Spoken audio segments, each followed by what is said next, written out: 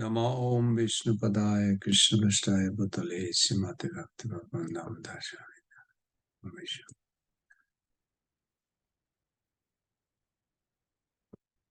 नमस्ते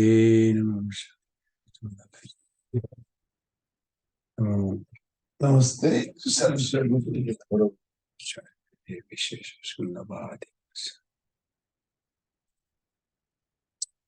श्री कृष्ण चैतन्य प्रभु दया कर मोरे तुमा बिना के दयालु जगत संसारे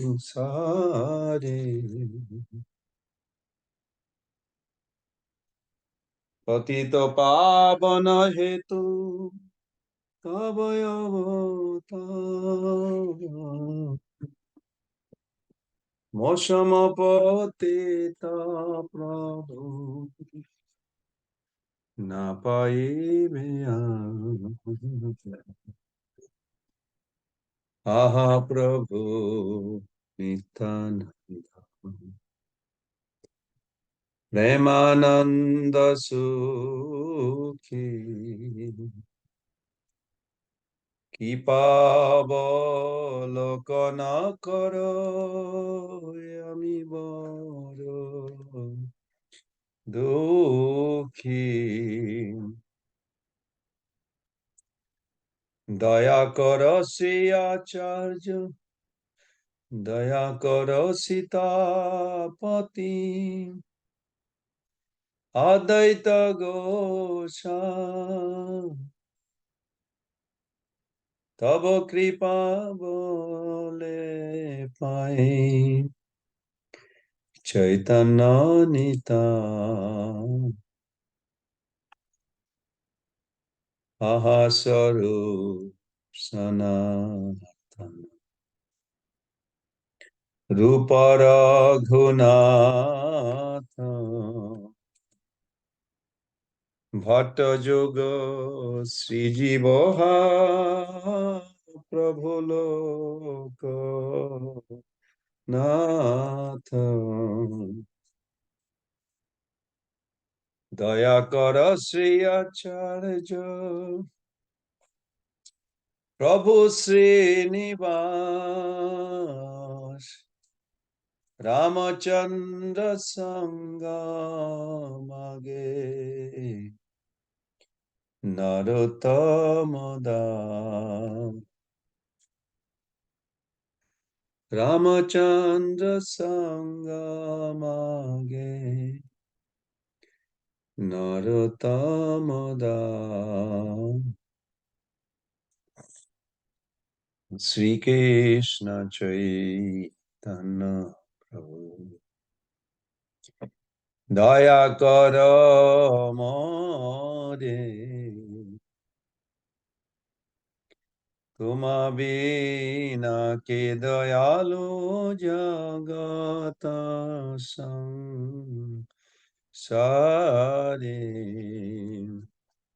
হরে Krishna Krishna Krishna Hare Hare Hare Ram Ram Ram Hare Hare Hare Krishna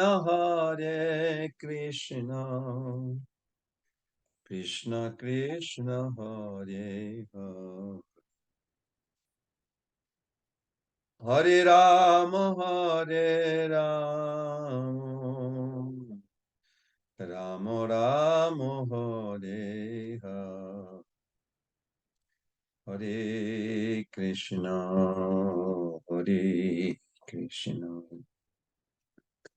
Krishna Krishna Hare Hare Hare Ram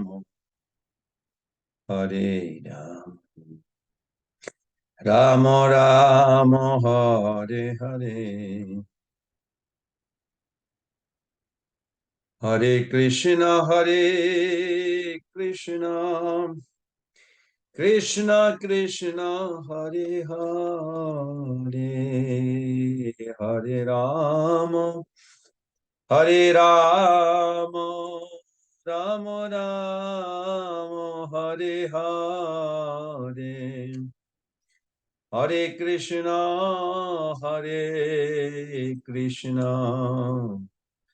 Krishna Krishna Hare Hare Hare Rama Rama Rama Hare Hare Hare Krishna Krishna Krishna Hare Hare Hare Rama Rama Rama Hare Hare Hare Krishna Krishna Krishna Hare Hare Hare Rama Rama Rama Hare Hare Hare Krishna Krishna Krishna Hare Hare Hare Rama Rama Rama Hare Hare Jaya Prabhupada Jaya Prabhupada Jaya Prabhupada Jaya Prabhupada Jaya Prabhupada Jaya Prabhupada Prabhupada Jaya Prabhupada Gurudev Gurudev Gurudev Jaya Jaya Gurudev Hare Krishna Prabhus and Mothers. Welcome to this section of Bhakti Rasamrita Sindhu. Hare Krishna Prabhuji. Hare Krishna, Dhanyavad Prabhu, all grace to Srila Prabhupada, Vancha Kalpatarvesya Kripa Sindhavaivacha. Patitanam Pavanebhyo Vaishnavebhyo Namo. Hare Krishna Prabhuji. Is there anyone casual to sing today? Let me just check quick. I do not see. The requests were made, but no volunteer. Anybody would like to sing? Krishna, I'm going. Yes, Purushottam Prabhu, go for it, Prabhu.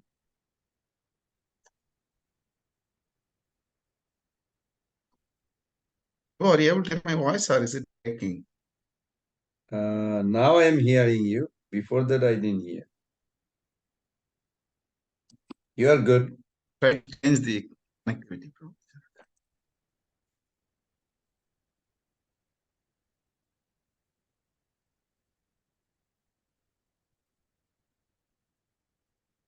We don't hear you, Prabhu. Hare Krishna. Now we Prabhuji, hear. Dandapana. Okay.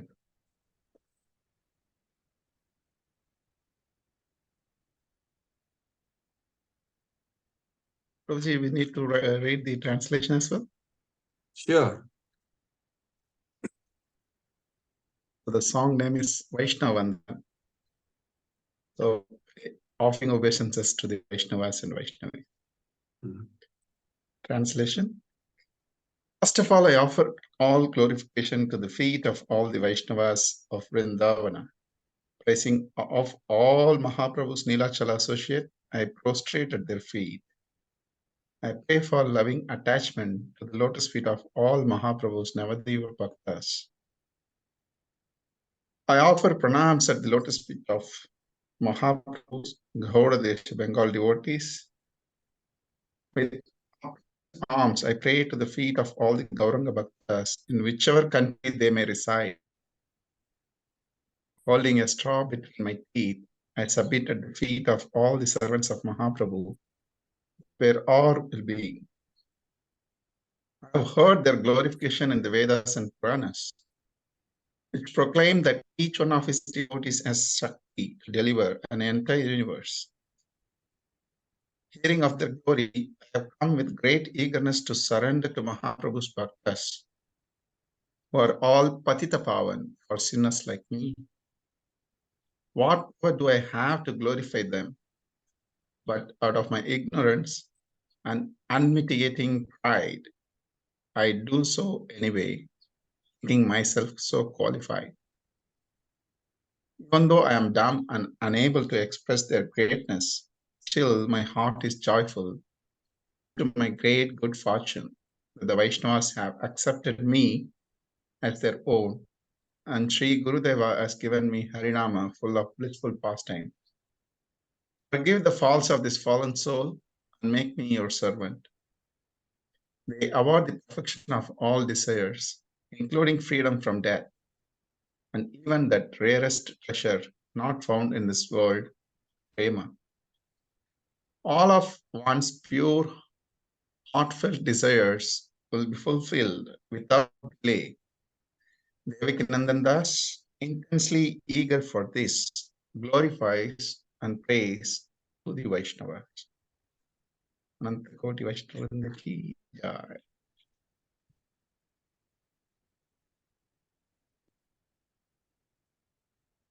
We're taking our blessings of all the Vaishnavas and His grace Prana Govind Prabhuji. You have blessings now. Thank you, Prabhu.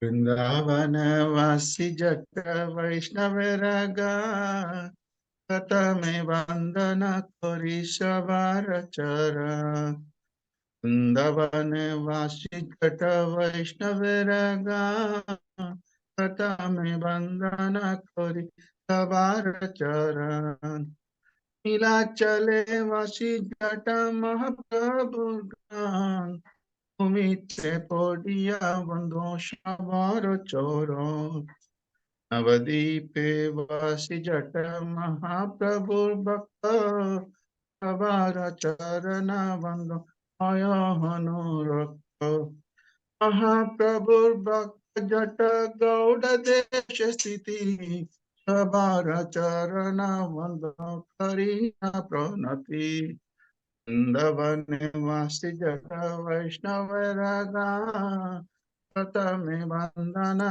Kori Shabara Charan Deshe Deshe Bashek Deshe Je Deshe Bashe Gaurange Ragana Purva Bahu Kari Vando Shabara Charan Deshe Je Deshe Bashe Gaurange Ragana Purva Bahu Kari Shabara Charan Achayene Hai Bene Prabhu Jatada Abara Charana Vandam Pante Kori Gash Ayachena Hai Bene Prabhu Jatadas Abara Charana Vandam Pante Kori Gash Manda Tarite Shakti Tare Jane Jane Niveda Purana Guna Gaya Jevashune Mande tarite Shakti dhare jane jane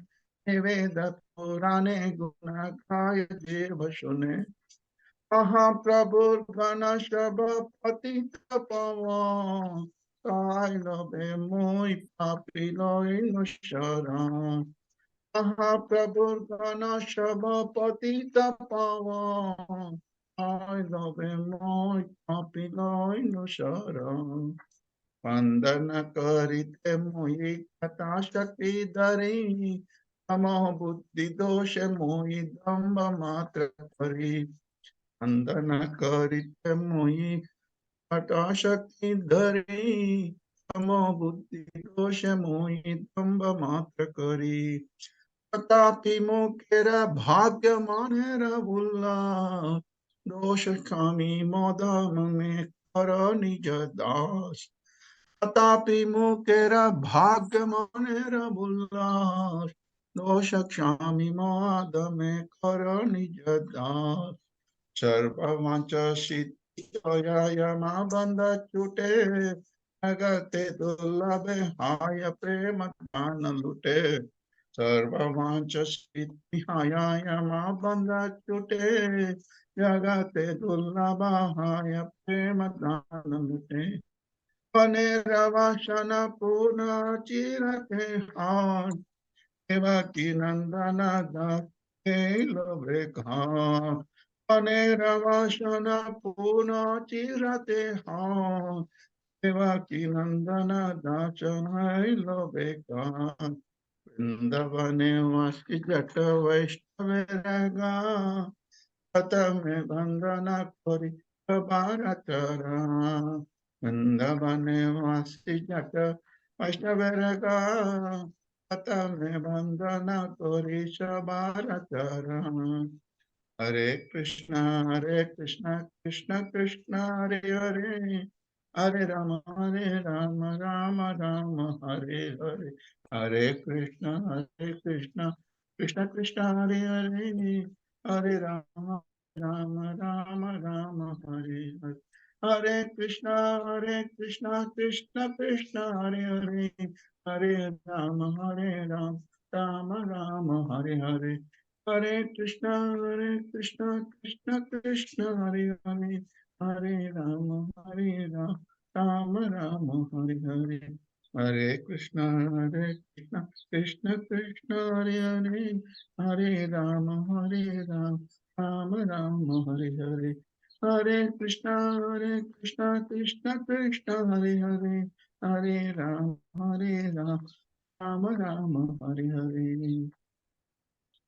वृंदावने वासी जट वैष्णव रागा हटा में बंदना करी समान चरण Very nice.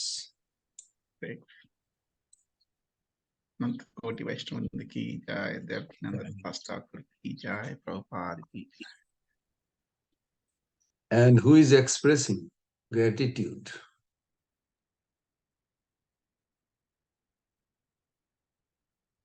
It's also not there. Anybody would like to voluntarily express your gratitude? Hare Krishna, Prabhuji. Oh, Yes. yeah. I would like to express my gratitude. Okay. Well, I was So yeah. Hare Krishna to everyone. Yeah. My name is Madhavi Devidasi. So I just wanted to I have some gratitude that wanted to share. This is bringing me back to the beginning of my Krishna consciousness life. Well, I always used to go to Hindu temples, and then I used to be by all like a lot of friends and neighbors' homes. So then they were Hindu like Maharaj. So then one day this one person that from this home, his name was Shade, and he had a Jeep, like, so then one day he saw me playing with, my friends, my neighbors, and then he tell all of us, well, let's go to a Krishna temple. So then I say, well, I never been to a Krishna temple. I would like to go because I've been in Hanuman temple, Shiva temple, different temples. So then I asked my father, and he said, yes, you could go, because I was only 13 years old. And I went. So then he took a lot of girls, and I was one of them. And Then so because of him, my real devotional service starts. I want to have gratitude to thank him.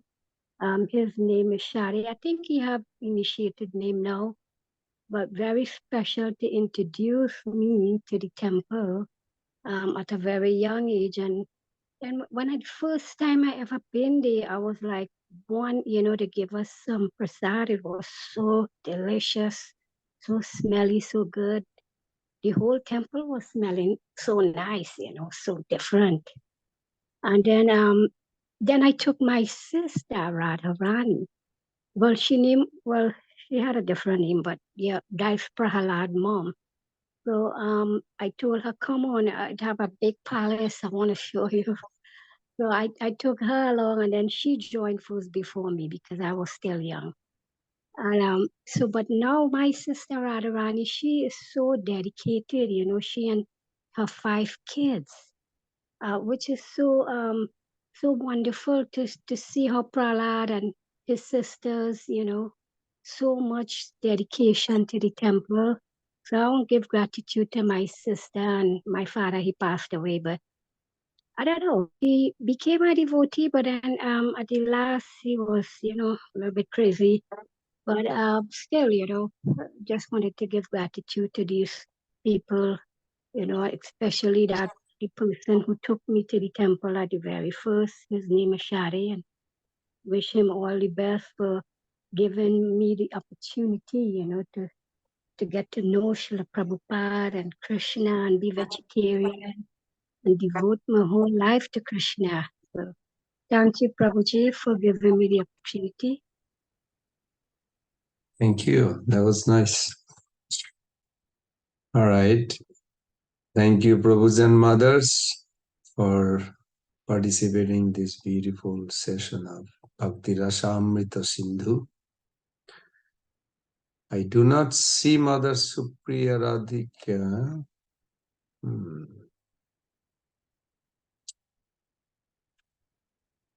And Mother Sankari Devi, are you familiar who are the devotees presenting today's session?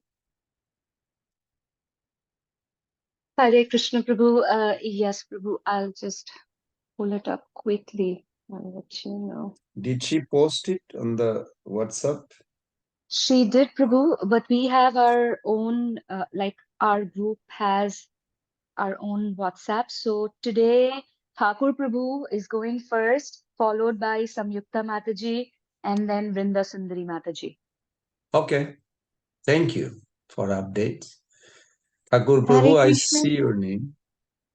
Hare Krishna. I informed Supriya Mataji I am not able to take today because I'm having severe abdominal pain. And Samyukta, can you please give me a slot next week? I can take because I'm bedridden for the past 3-4 days. I'm not able to learn or present it. Please excuse me today, Sure, Prabhuji. Mother. Sure. Please take care of yourself and we'll pray for you too. Thank you, Prabhu. And please give me a slot next week. I would like to uh, take a class next week. Okay. Sure. Thank you, Prabhu. Hare Krishna. Hare Krishna.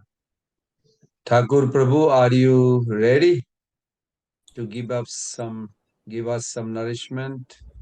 Hare Krishna. And So followed I by find Mother that Vrinda Sundari Devi. Hare Krishna. Yes, Prabhu. Okay, so I didn't know it was going to take so long. I haven't done a PowerPoint presentation for some time, so I did something yesterday, so I hope it works. I'm not sure how I'm going to get it for you to share the screen, but if I can read it, that'll be okay, and I send it to the group after. That will be okay. Are you showing a presentation with the PPT, a PowerPoint? Or Yes, just, I have it, yeah, but okay. I don't know how to get it from where it is for it to Well, sit on I the screen. made you co-host. So what you can do, you go on the bottom and it says share screen. Yeah, I see that. You click on that. Yes. Is your PowerPoint already open? No, it's not open yet. Okay, so don't share screen now. First, you open the PowerPoint. Okay. Make it Okay, let me do that. large, not Let me do that. minimize. Okay. And then you share screen. Click on the share screen Okay. and then highlight on that. It will pop for us. Yeah.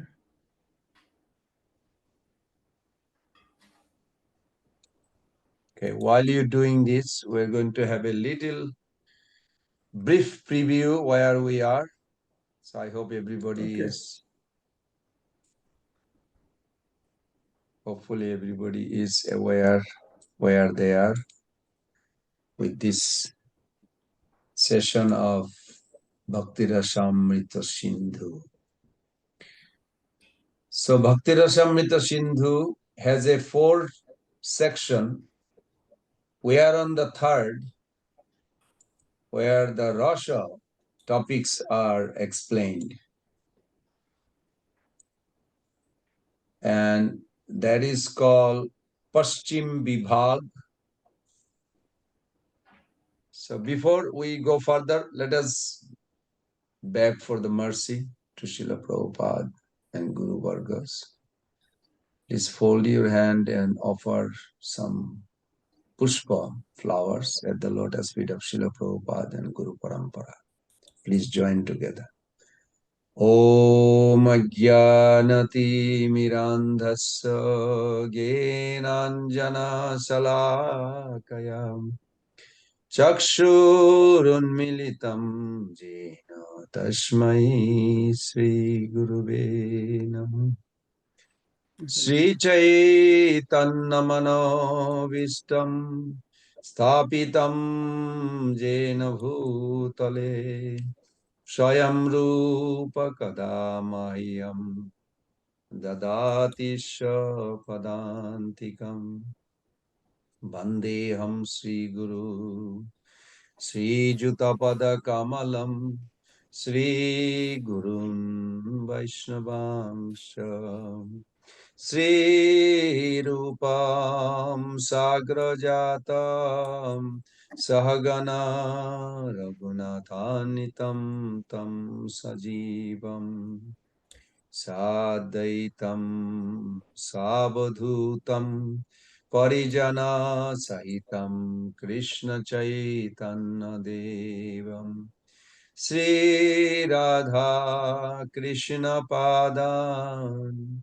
Sahagana Lalita Sri Vishakanitamsha Nama Om Vishnu Padaya Krishna Pristaya Bhutale Srimate Bhakti Vedanta Samini Tinamine Namaste Saraswate Deve Gauravani Pracharine Nirvishesha Sunnavadi Paschatadeshatarine Vancha kalpataruvescha kripa sindhubhayeva cha patitanam pavanebhyo vaishnavebhyo namo namo Namo Mahabadhanaya Krishna Prema Pradayate Krishnaya Krishna Chaitanya Namne Gauratishe Namo He Krishna Karuna Sindhu Dinabandhu Jagatpate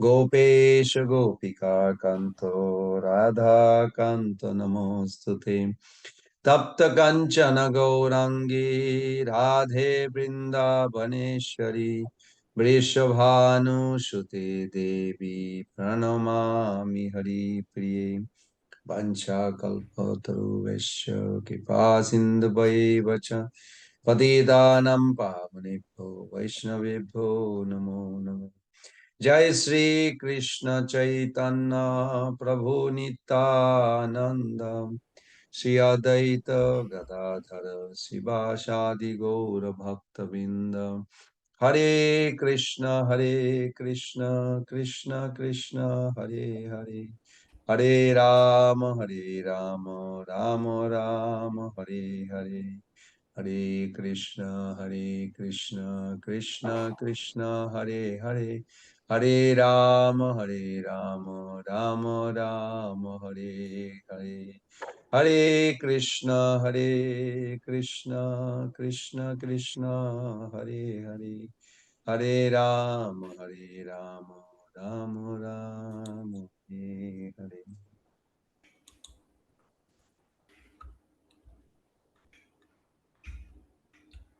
Thakur Prabhu, if you are ready, you can begin.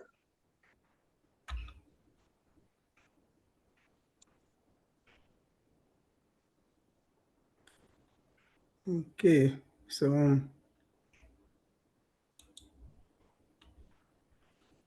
I've opened it. Next step is to share screen. That's the process. Yes, Prabhu. You go to the bottom, there is a tab, share screen.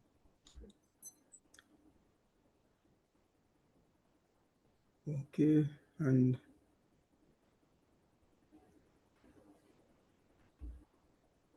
did you click on that, Prabhu? yes, and so we do Now, what next? now you see on the desk your PPT showing which one you want to show. No. You have opened your PPT already, right? Give me a second. Yeah, give me a sec, please. I'm getting not used to this. Okay, should I put down slideshow? But I'm not seeing anything. That means we are not seeing it.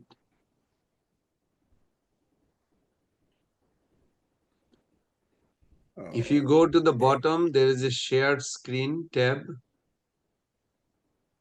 You have to click on it. Huh?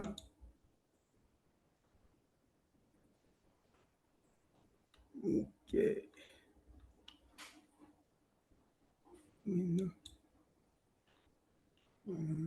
Do you see the shared screen tab, Prabhu, on the bottom? Yes, I see it.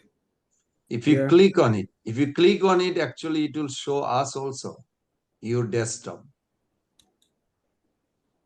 And then click on the articles or on PPT. share. Yeah, now we are seeing it. I'm seeing it. It's coming slowly. It's just taking maybe a moment.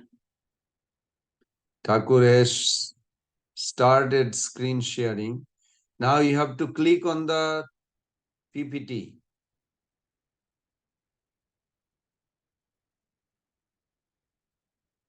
Are you clicking on the PPT?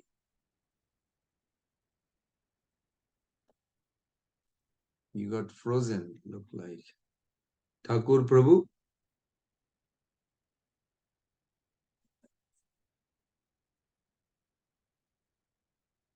Thakur Prabhu, are you there?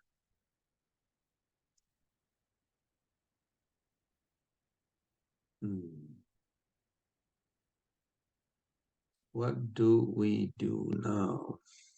Krishna Govind.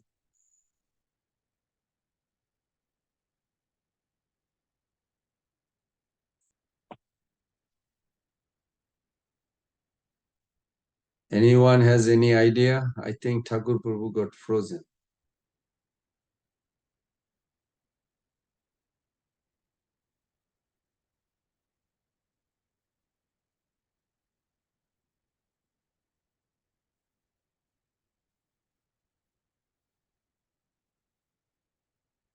Thakur Prabhu, are you there?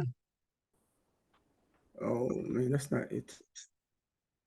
Okay, you're back. Can you hear me now?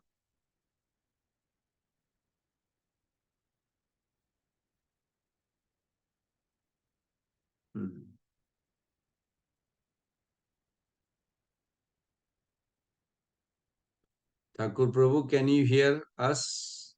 Can you hear me?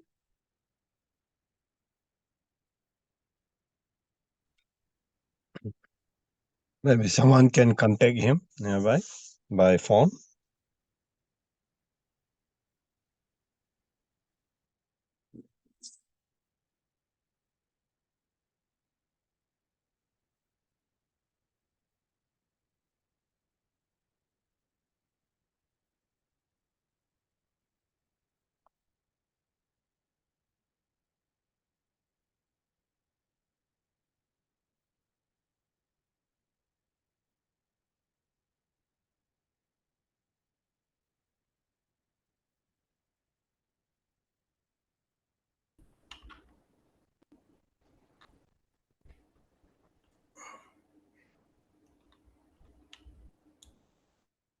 Thakur Prabhu, can you hear us?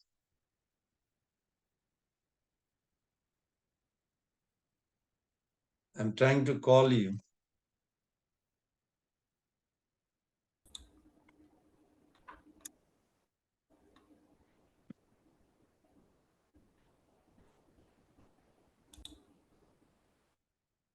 Gauranga, Gauranga.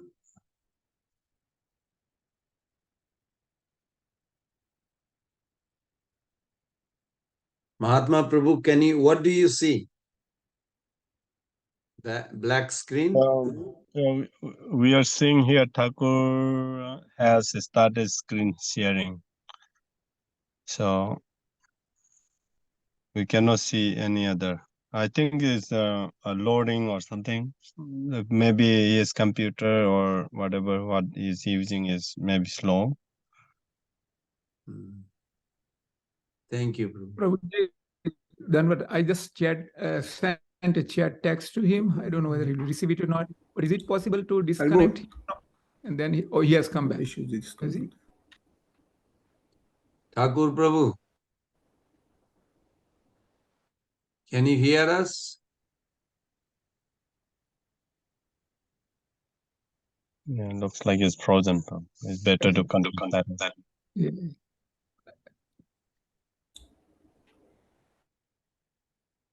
Oh, he's moving. He's moving. Thakur Prabhu, can you hear us? No, he doesn't listen. Something is not working.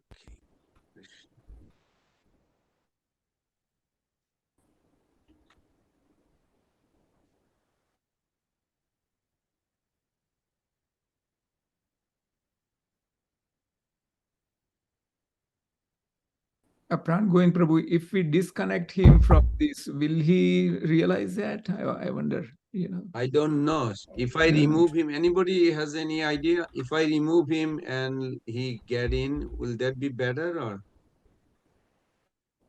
I don't think he hears. Yeah, if his computer Maybe is... you can, okay. maybe you can try. You can try because then you can try to contact if there's someone who can contact in the phone and tell them come back, restart Oh, your no. computer.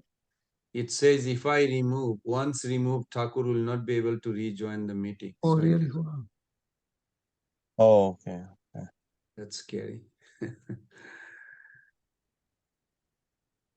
Log out and log in. Or if someone can contact him and restart his computer, that will work. Yeah, I text him that to do that. But I Yeah, don't know. Thakur Prabhu, can you hear us? Seems like he's moving, but he cannot Yeah, hear. his head is moving, but it's not reaching him. He's also nervous what's going on. That's right.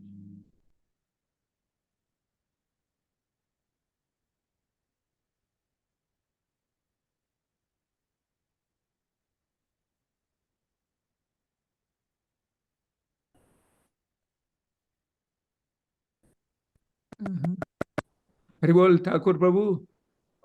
Yes, I'm having some issues with computer. do you see the on screen? Yeah, we can hear you, Prabhu. Do you see the No, the, we the don't see your PowerPoint screen yet. presentation? No, not yet. All right. I'm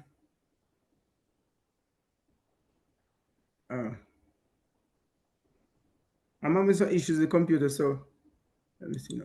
Let's go back. Okay, can you hear me now? Can you hear me? Yeah, we can hear you. Okay, so I have it on screen in front of me. Let me see now.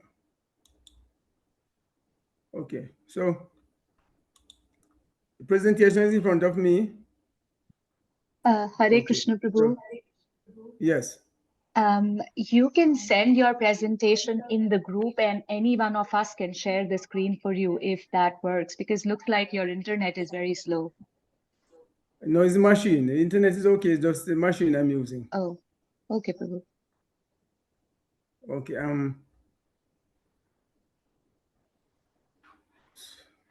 so do I send it, please?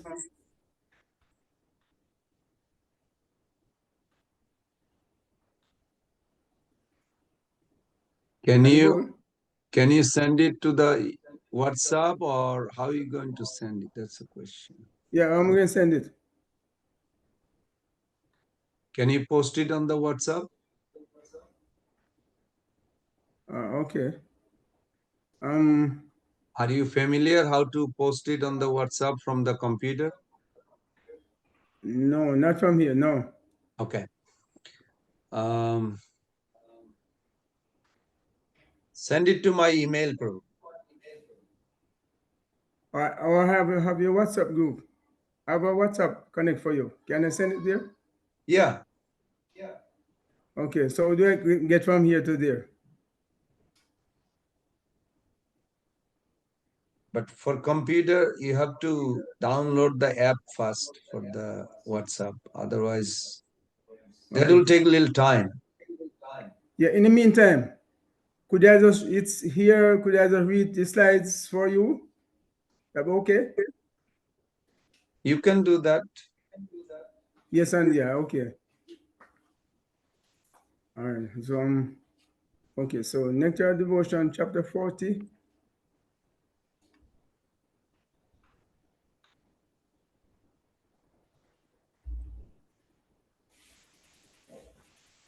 We can hear you. Okay, so the first slide is reverential devotion of sons and daughters and subordinates rather. So here goes. True reverential devotion is exhibited by persons who think themselves subordinate to Krishna and by persons who think themselves sons of Krishna. Sons of Krishna. The best examples of this subordination are Charuna, Gada, and Subhadra. They are all members of the Yadu dynasty and they always think themselves protected by Krishna. Similarly, Krishna's sons such as Pradyumna, Charudeshna, and Samba felt the same way. Krishna had many sons in Dwarka. He begot 10 sons by each of his 16,108 queens, and all of these sons, headed by Pradyumna, Charudeshna, and Samba, used to think themselves always protected by Krishna. For example, when Krishna's son dined with him, they would sometimes open their mouths for Krishna to feed them. Sometimes when Krishna would pat one of his sons, the son would sit on Krishna's lap, and while Krishna was blessing the son's head by smelling it, others would shed tears, thinking how many pious activities must have performed in his previous life. Out of Krishna's many sons, Pradyumna, a son of Krishna, Pradyumna, a son of Krishna, chief queen Rukmini, is considered the leader. Pradyumna's bodily features resemble Krishna's exactly. Pure devotees of Krishna glorify Pradyumna because he is so fortunate, like father, like son. There is a description in the Arivamsa of Pradyumna's activities when he kidnapped Prabhavati rather. Pradyumna addressed Prabhavati at the time and said, "My dear Prabhavati, just look at the head of our family, Sri Krishna. He's Vishnu himself, the supreme driver of Garuda, and he's our supreme master. Because we have become so proud and confident of his protecting us, we sometimes do not even care about fighting with Tipurari, Lord Shiva." Next slide. Devotees engage in devotional service with awe and veneration. There are two kinds of devotees engaged in devotional service with awe and veneration: Lord's subordinates and his sons. The servitors in the abode of Dwarka always worship Krishna as the most respectable and revered personality of Godhead. They are captivated by Krishna because of his super excellent opulences.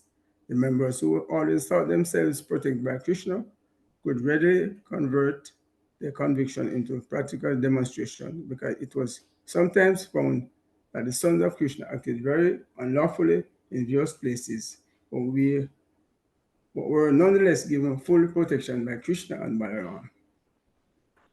Next slide. The behavior of Krishna's sons. Sometimes the behavior of Krishna's sons appear similar to the behavior of his personal servants. For example, the sons used to offer their obeisances For example, sons used to offer their obeisances. They were silent, submissive, and gentle, and they were always ready to carry out Krishna's orders even at the risk of life. When presented before Krishna, they bowed down on the ground. They were very silent and steady, and they used to restrain coughing and laughing before the Lord. Also, they never discussed Krishna's past and conjugal love. In other words, devotees who are engaged in reverential devotion and service should not discuss the conjugal love affairs of Krishna. And one should claim his eternal relationship with Krishna unless he is liberated. In the conditioned state of life, the devotees have to execute the prescribed duties as recommended in the codes of devotional service. When one is mature in devotional service and is a realized soul, he can know his own eternal relationship with Krishna. One should not artificially try to establish some relationship in the premature stage. It is sometimes found that a lusty conditioned person will artificially try to establish some relationship with Krishna in conjugal love. The result of this is that one becomes Prakrita Sahajya, or one who takes everything very cheaply.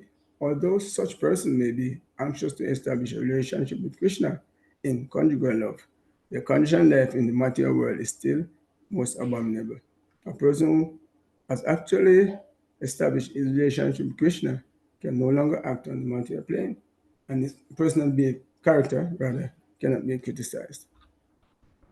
Next, symptoms of jubilation and disappointment.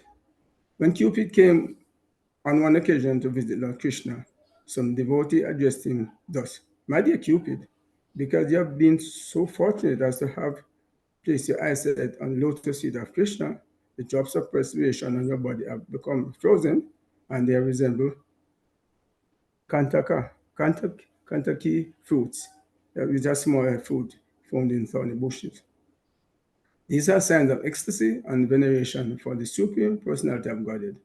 When the princes of the Yadu dynasty heard the vibration of Krishna's Panchajana conch shell, the hairs on their bodies immediately stood up in ecstatic jubilation. It seemed at that time that all the years on, the bodies of the princes were dancing in ecstasy. In addition to jubilation, there are sometimes symptoms of disappointment. Pradyumna once addressed Samba with these words: "My dear Samba, you are such a glorified personality. I have seen that once when you were playing on the ground, your body became covered with dust. Yet our father, Lord Krishna, still took you up on his lap. But I'm so unfortunate that I could never get such love from our father." This statement is an example of a disappointment in love. Next, reverential feeling. To regard Krishna as one's superior is called reverential feeling, and when, in addition to this, a devotee feels that Krishna is his protector, his transcendental love for Krishna is increased, and his combined feelings are called reverential devotion. When the steady reverential devotion increases further, it is called love of Godhead in reverential devotion. Attraction and affection are two prominent symptoms of this stage. In this reverential devotion attitude, Pradyumna never talked to his father in a loud voice. In fact, he never so much as unlocked the lips of his mouth, nor did he ever show his face filled with tears. He would always glance only at lotus feet of his father.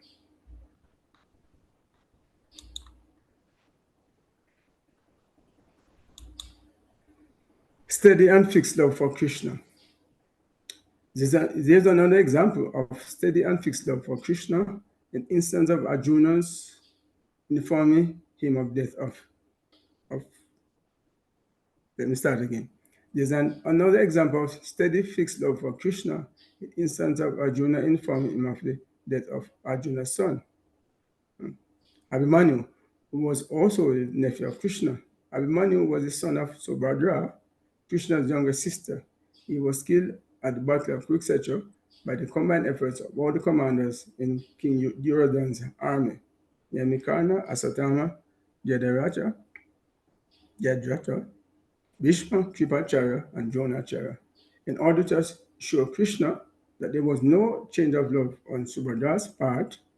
Arjuna informed him, although Abhimanyu was killed almost in your presence, Subhadra's love for you is not agitated at all, nor has it even slightly changed its original color.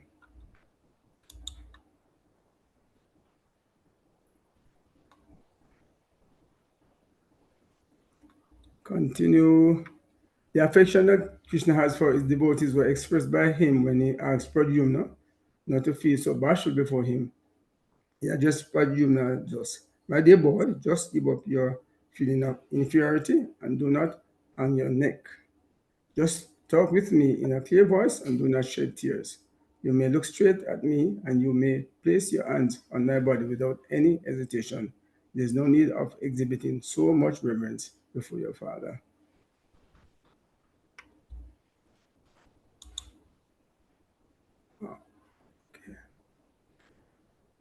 Pradyumna's attachment in anxiety for Krishna. Pradyumna's attachment for Krishna was always exhibited by his action. Whenever he was ordered by his father to execute something, he would immediately execute the order, taking the task as nectarian, even though it may have been poison. Similarly, whenever he would find something to be disapproved of by his father, he would immediately reject it as poison, even though it may have been nectarian.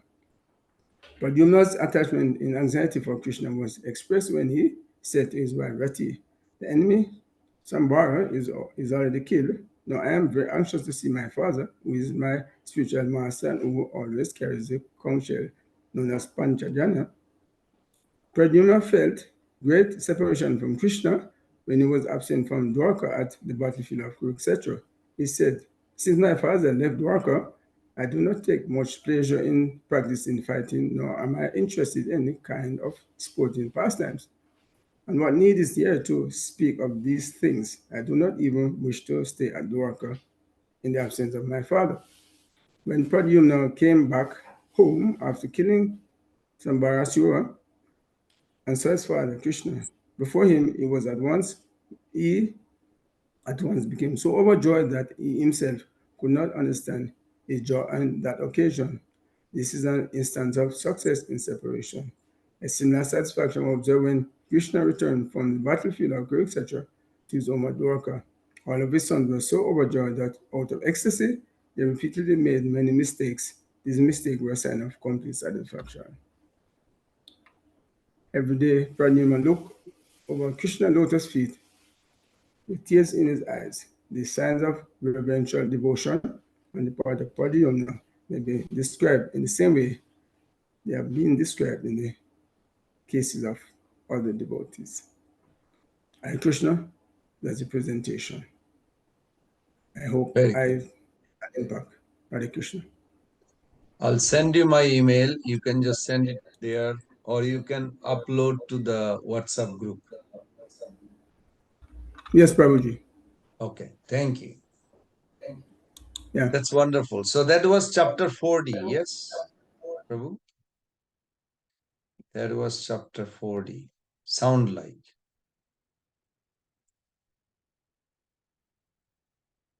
Yes, Prabhu, that was chapter 40. Yes. Okay. So then 41 is Mother Samjuta. Was it 41 that she's going to do next week? Yes, Prabhu. Yes. Okay. And do we have 42? Or Yes, it's that's tomorrow? Brinda's. Okay.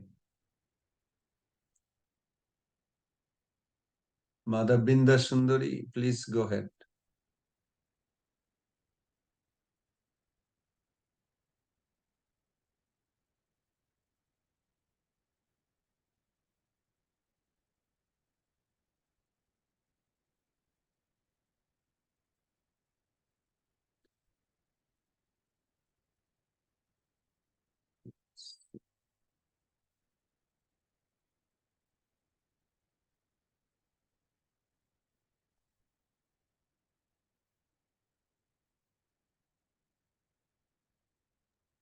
Hare Krishna Prabhu. I'm unable to share my screen. Yeah, I made you co-host. You can do that.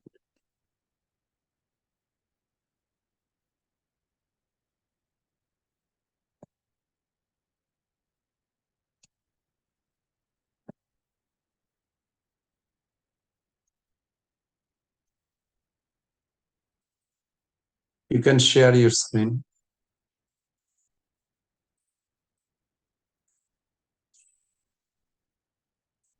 I hope everybody else, in case you're not falling back, this is still considered Daisya Bhakta. Let's see. 40 was the last on Daisya Bhakta. So 41 will be presented next week. So 42 is a Shikharash now.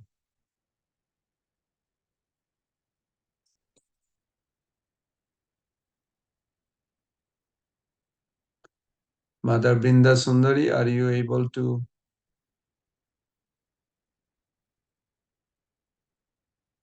You have PPT to share?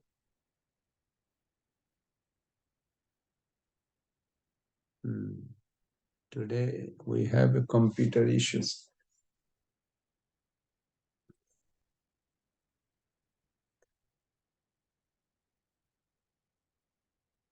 Are you there?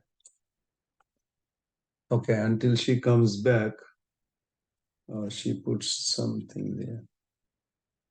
Please bear with One me. moment, Prabhu. Please allow Okay. me to call her.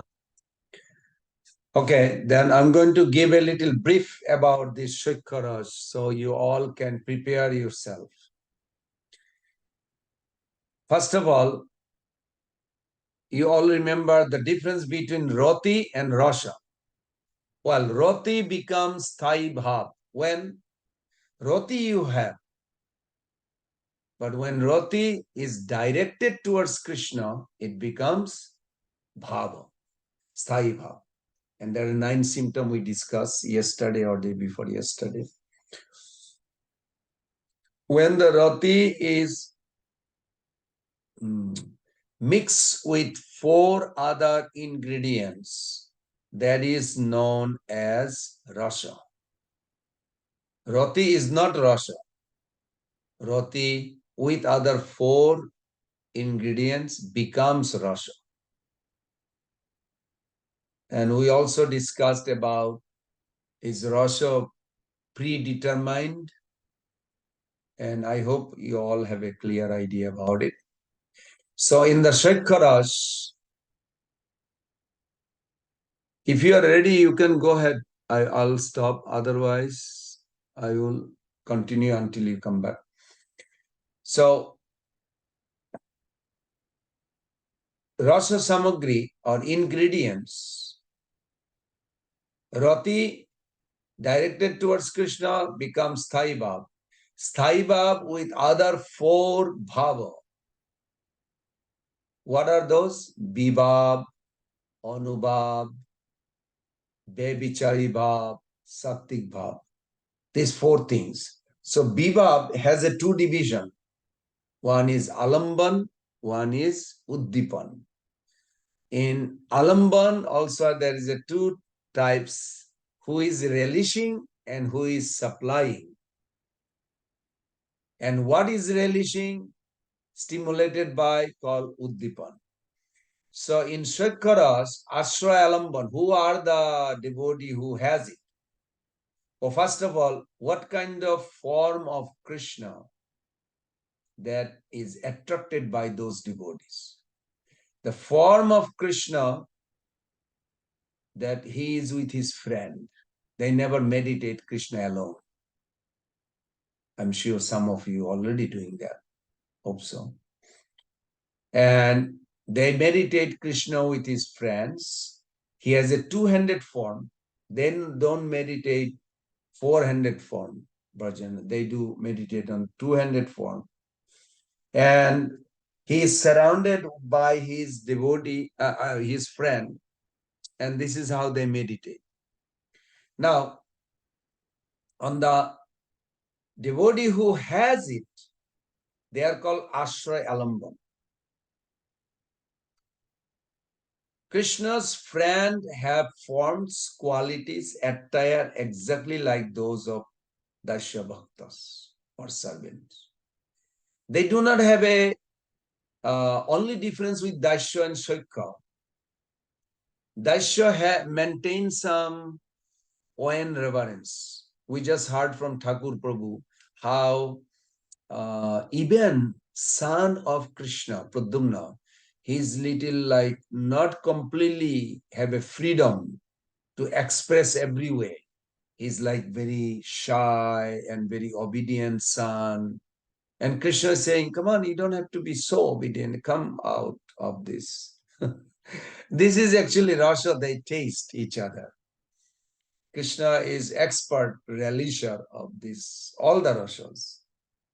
So he's encouraging his son, Pradyumna, to act like this. So here, the Ashralamban in Vrindavan are Krishna's friends, and they have a very wonderful way they serve to Krishna. And you, or each of us, when we hear this, we get attracted by it. And that's how we develop. Oh, I like the way he talks. I like the way Shubal talks to Krishna. I like the way Sridham talked to Krishna. Hey, you think you are rich? Your father has 900,000 cows. My father has 1,100,000 cows, more than you. Why you think you are bigger than me or better than me? Now, I'm not saying this is a, mundane world is a competition, but over there is not a competition, it's actually relishment. When Sridham challenges Krishna's superiority with the wealth more than his own, that is actually is not a challenging like a mundane demon that challenged to Krishna or anybody else. It is out of extreme love. I hope some of you grasp it. Some of us may not feel like, well, I don't know. I don't think I will challenge Krishna. Then don't worry about it. You don't have to meditate on it like. But when you come to that kind of a rasa with Krishna, and if you are attracted by Shakharas, then you will say, oh, I like that. He's challenging Krishna. And some of the coward boy, as I mentioned, that they don't challenge. They have I want to serve him. He's my friend. I want to take care of him.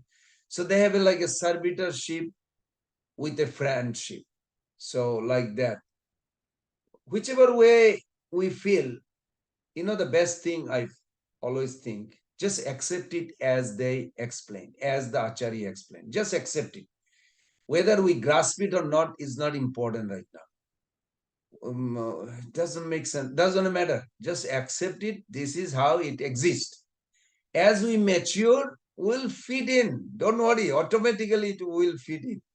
We don't have to prematurely, it will be difficult. Like other day I was mentioning a 2 years old girl trying to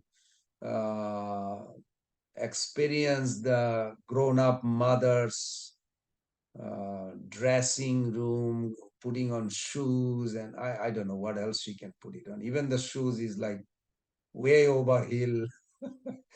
So of course there is some expense. So we may not feel everything like how they taste it. I don't get it. Don't worry, just accept it. That's all.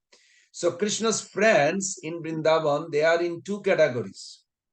Who resides, not in Vrindavan. Who resides outside Vrindavan, that's one group. Who resides in Vrindavan is another group. And who lives in Vrindavan, there are 4 types of. And this is what now and tomorrow, I believe, 40, 41.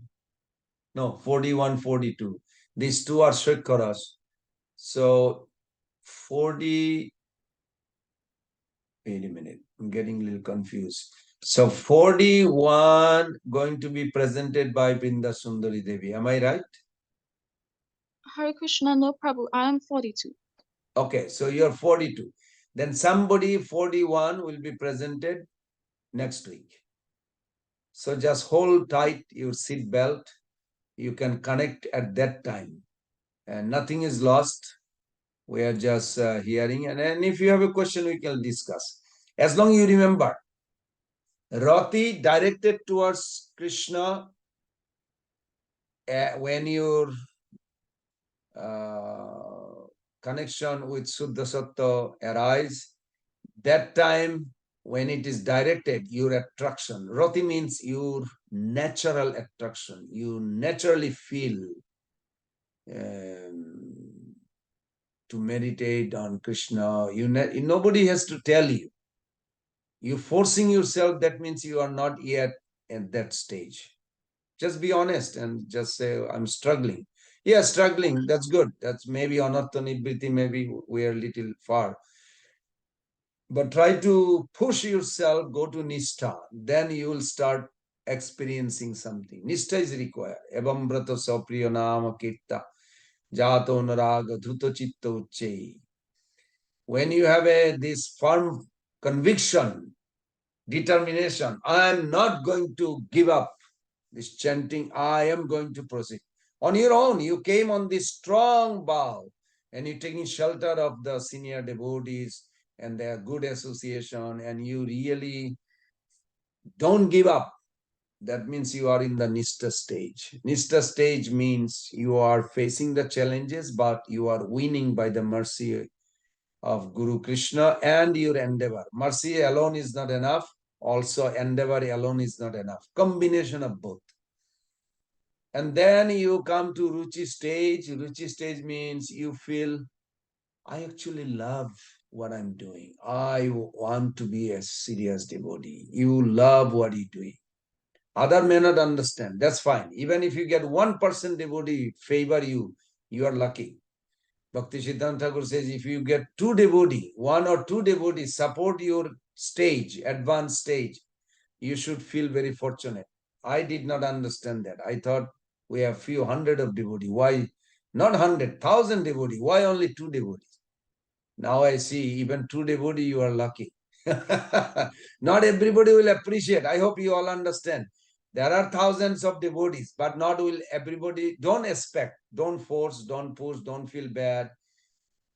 Bhakti Siddhanta Thakur, when they say something, they are from realized explanation. Means you should be happy if you have a 1 devotee or 2 devotee supports whatever level progress you are making seriously. But why can't this all the devotee, 1,000 devotee or 100 devotee? Don't ask that question. You should just accept it and feel happy. Then when you go to Ruchi to Asukti, the difference between before Nishtha and after Asukti is, before Nishtha, you are chanting Hare Krishna, Krishna Krishna, Hare Hare, Hare Ram, Ram Ram, Hare Hare. And after 10 minutes, you realize you are thinking something else beside Hare Krishna. Like, oh my God, I was somewhere else. And then you're coming back. Oh, I'm chanting. I'm supposed to be hearing chanting and think of Krishna. But you're gone. Your mind actually took you away for 10, 15 minutes. So you feel guilty. Yes, you should. We should feel guilty and then we should pull it back, pull it back. But when you come to Asukti, then after half an hour, you will realize, wow, I was just thinking about Radha Krishna's argument. And I was just chanting and hearing it. I didn't go anywhere. I was with Krishna. Wow.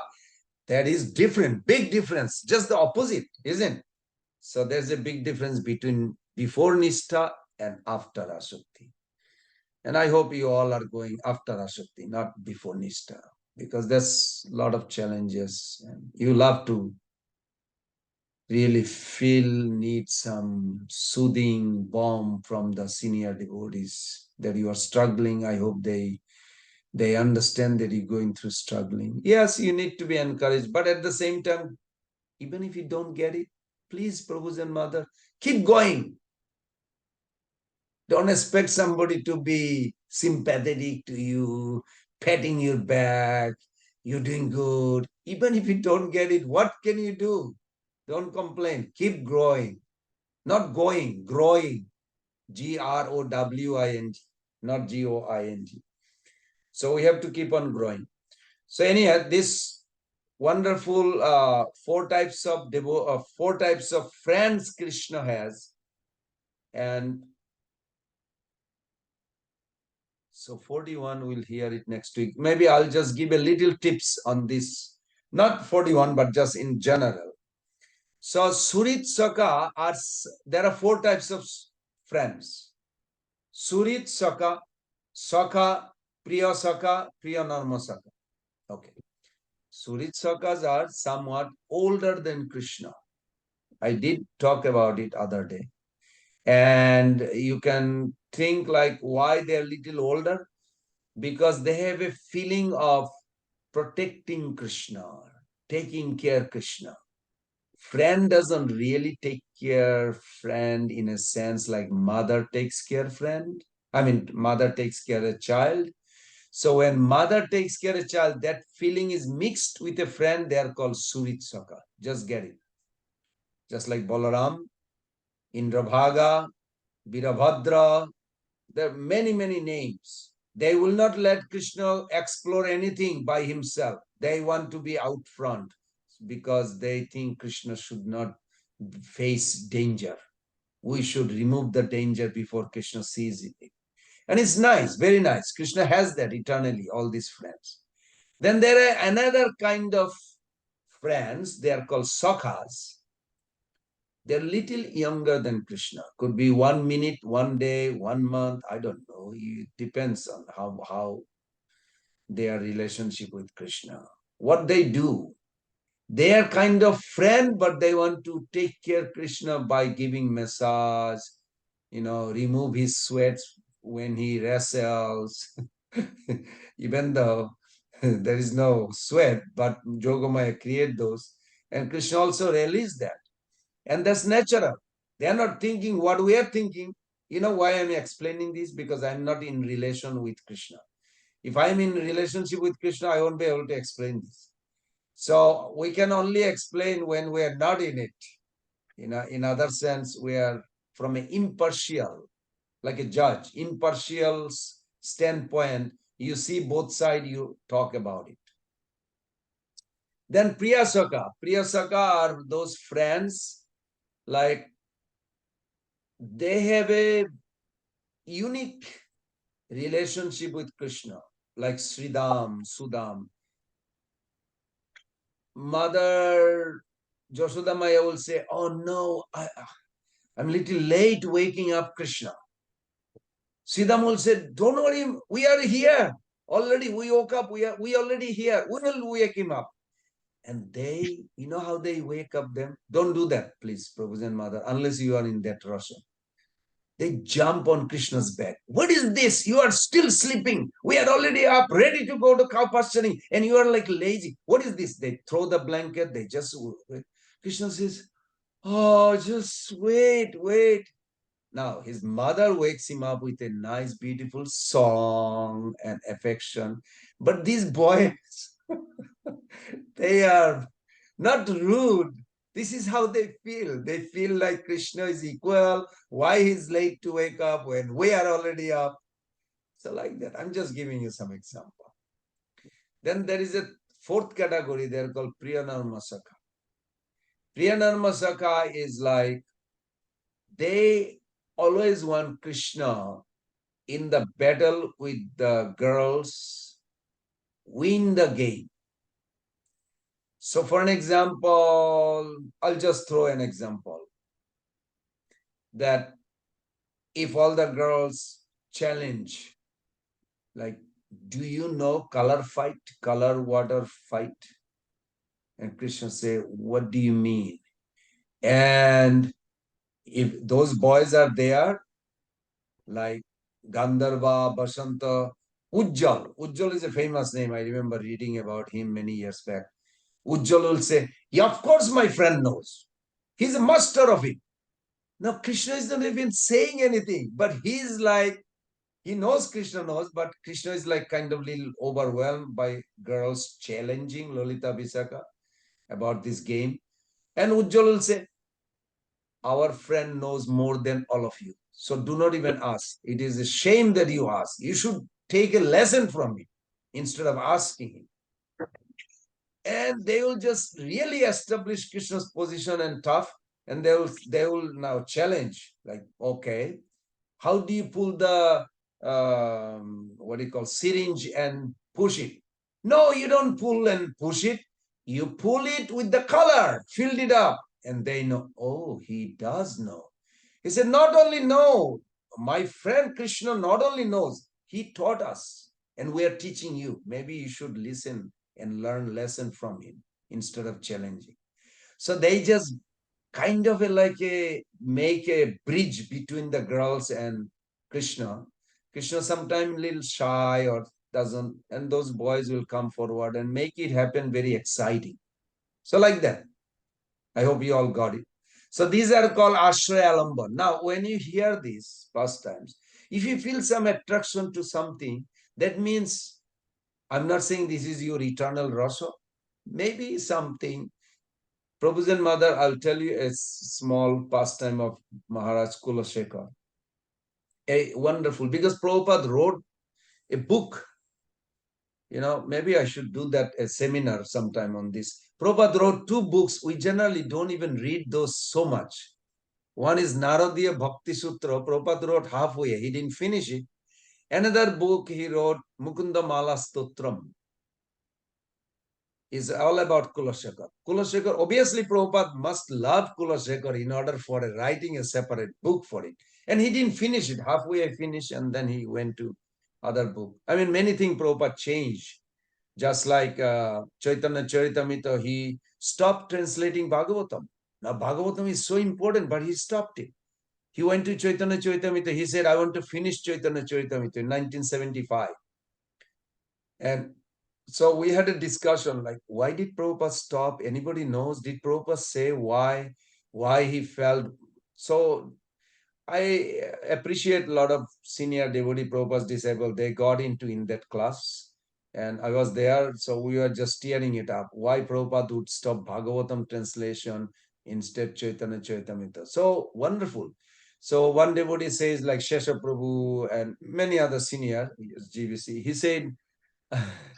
he said, perhaps Bhagavatam depicts all the great personalities, but we don't know how they deal with day-to-day life. We only hear about their ideal example, how they did at that time, but how they deal right now, that we can relate to ISKCON. Mahaprabhu's life, you will see just like ISKCON. There is a ups, down, argument, this, that, demoniac nature, Gopal Chapal putting tantric things in front of Srivas Thakur. Sounds like familiar? Sure.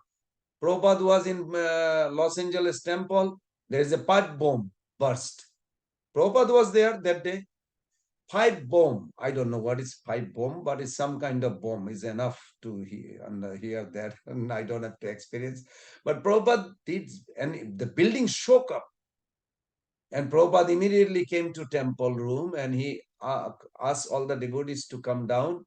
But not too many devotees were there, because mostly they went to San Francisco Ratha Jatra. There's supposed to be a big Ratha Jatra in Golden Gate Park.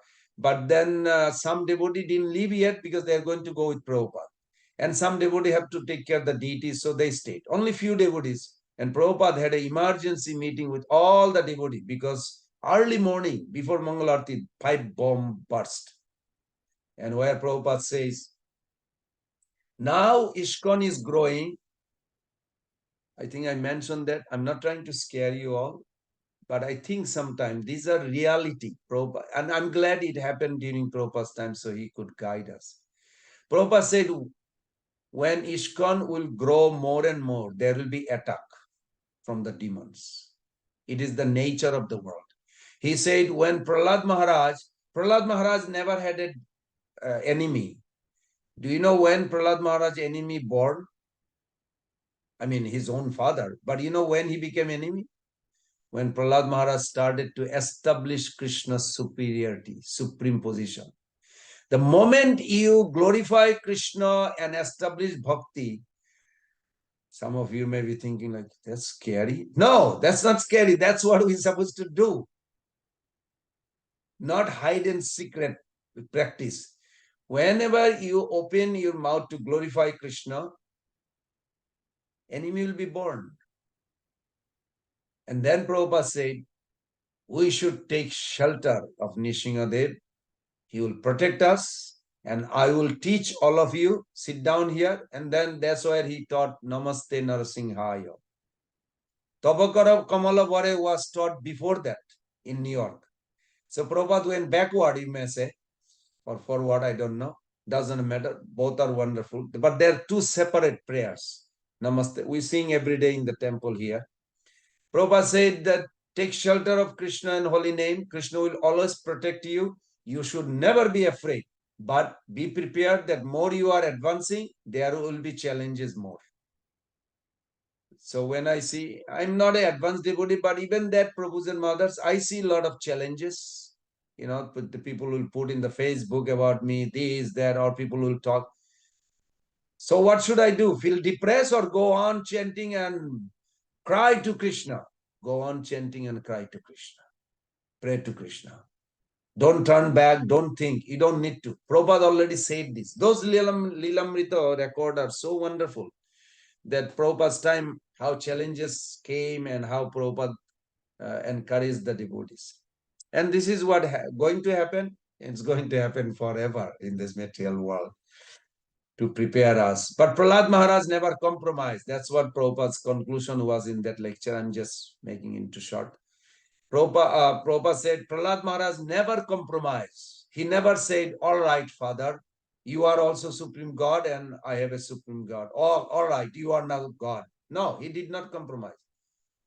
He never said you are Supreme God or you are God. Never. He is, even though he's a little child, but he said, is only one God. You getting your power from, I'm also getting, everybody gets their power from the same God. He never compromised. He never said to that you are God to his father. So like this, we should stick to like that.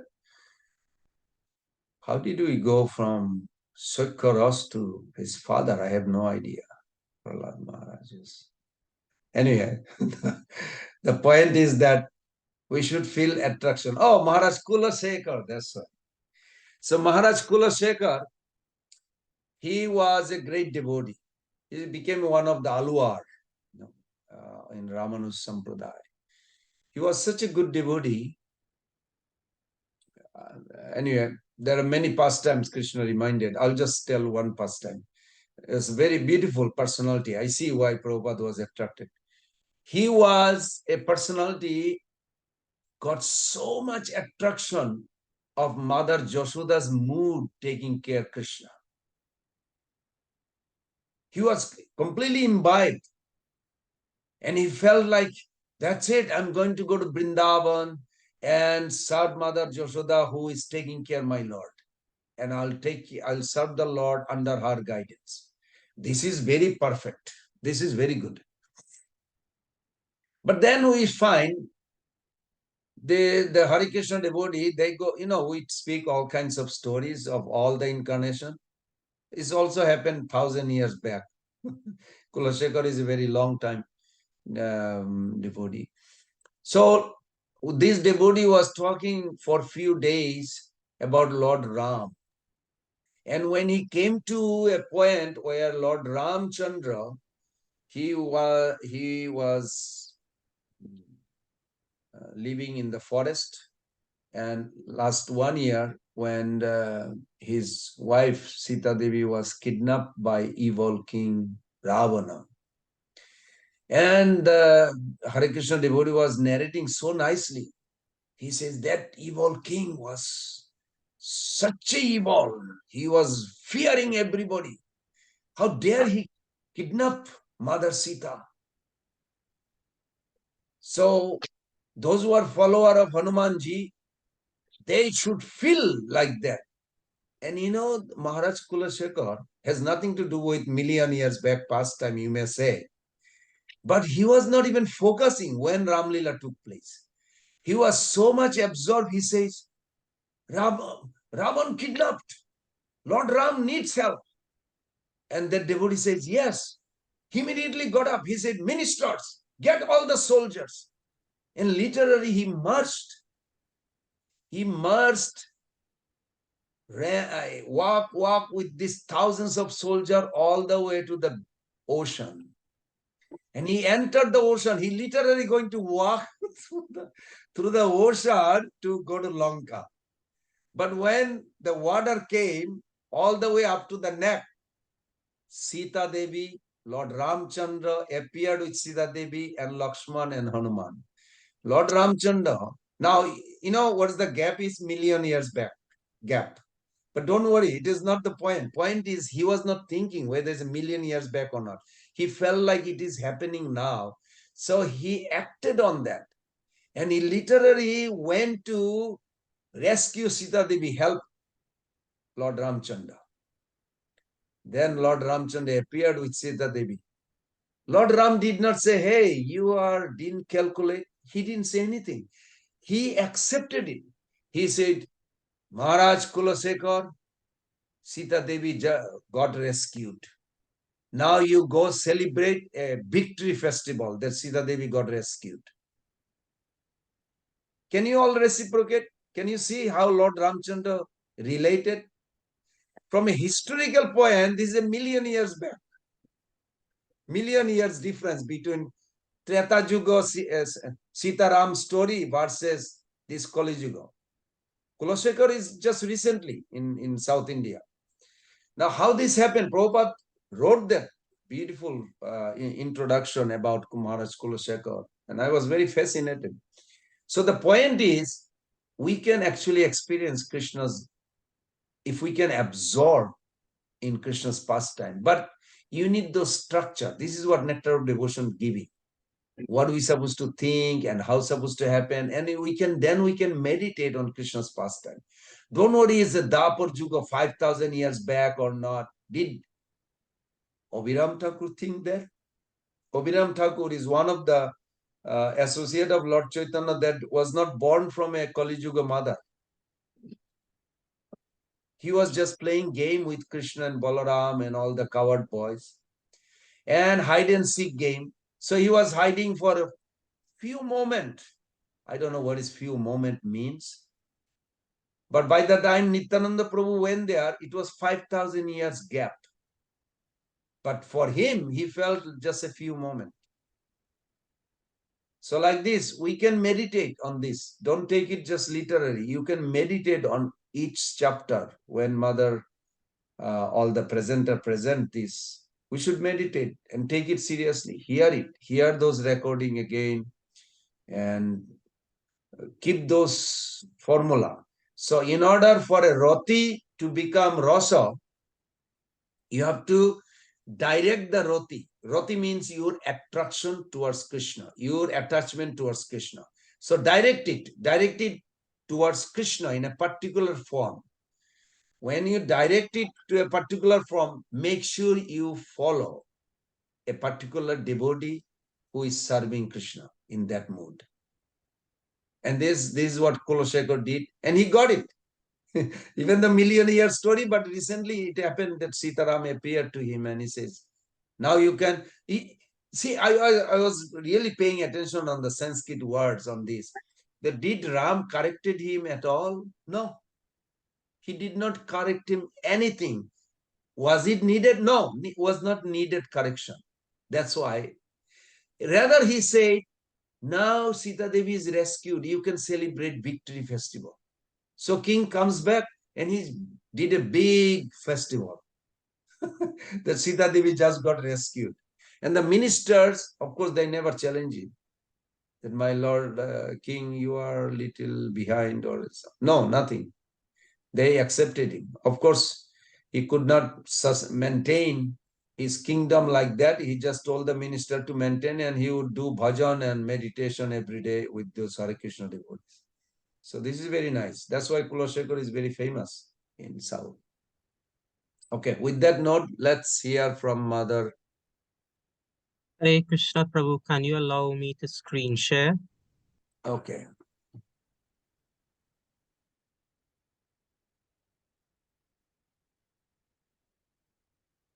Yes, Prabhu.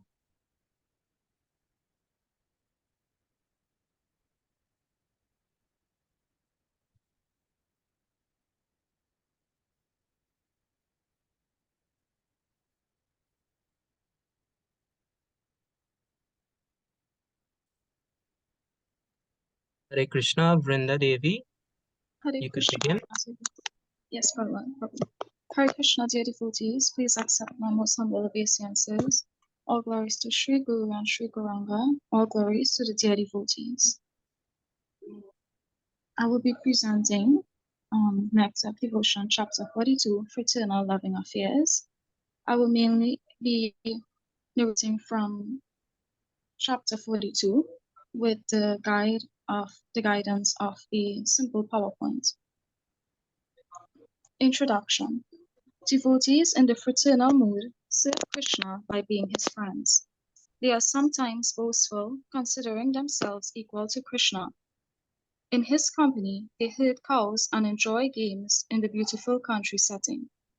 Srila Prabhupada states that the friendly relationship of the cowherd boys with Krishna is a particular type of spiritual ecstasy, almost similar to the ecstasy of conjugal love.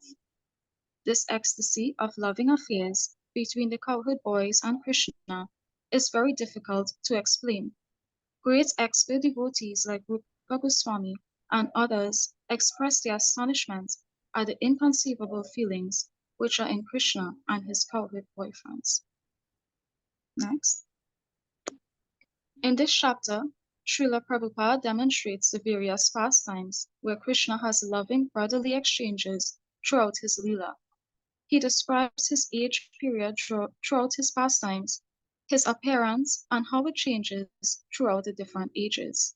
The affectionate pastimes of all the cowherd boys and other brotherly associates, and their loving relationship with Krishna.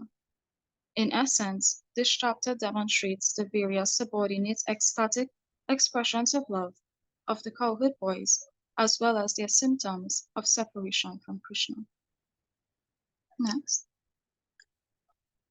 Srimad Bhagavatam 10:13-11 states, My dear king, although Lord Krishna is the supreme enjoyer and the beneficiary of all kinds of sacrificial ceremonies, he still used to eat with his cowherd friends.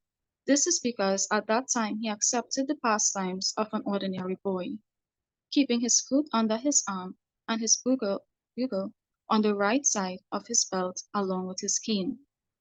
In his left hand, he would hold a lump of rice paste with yogurt, and in his fingers would be Pilu, the king of fruits. When he would thus sit among his friends, it would appear that he was the whole of a lotus flower, and that the friends surrounding him were petals. As they thus enjoyed joking among themselves, the denizens of heaven would become struck with wonder and would only stay at the scene. Yes. As far as Krishna's transcendental pastimes are concerned, they are mostly executed during the Kumara, Poganda, and Kishora periods. His affectionate pastimes with his parents are executed during his Kumara age. His friendship with the cowherd boys is exhibited during the Poganda period, and his friendship with the gopis is exhibited during the age of Kishora. Next of Devotion, chapter 26. Although we know Krishna is unborn and he's not subjected to birth and death, learned scholars have divided his age into three periods. The Kumara, which is 0 till the 5th year, Poganda, age 6 through the 10th year, and it's also divided into the beginning, middle, and end. And lastly, Keshora, the age from the 11th through the 15th year.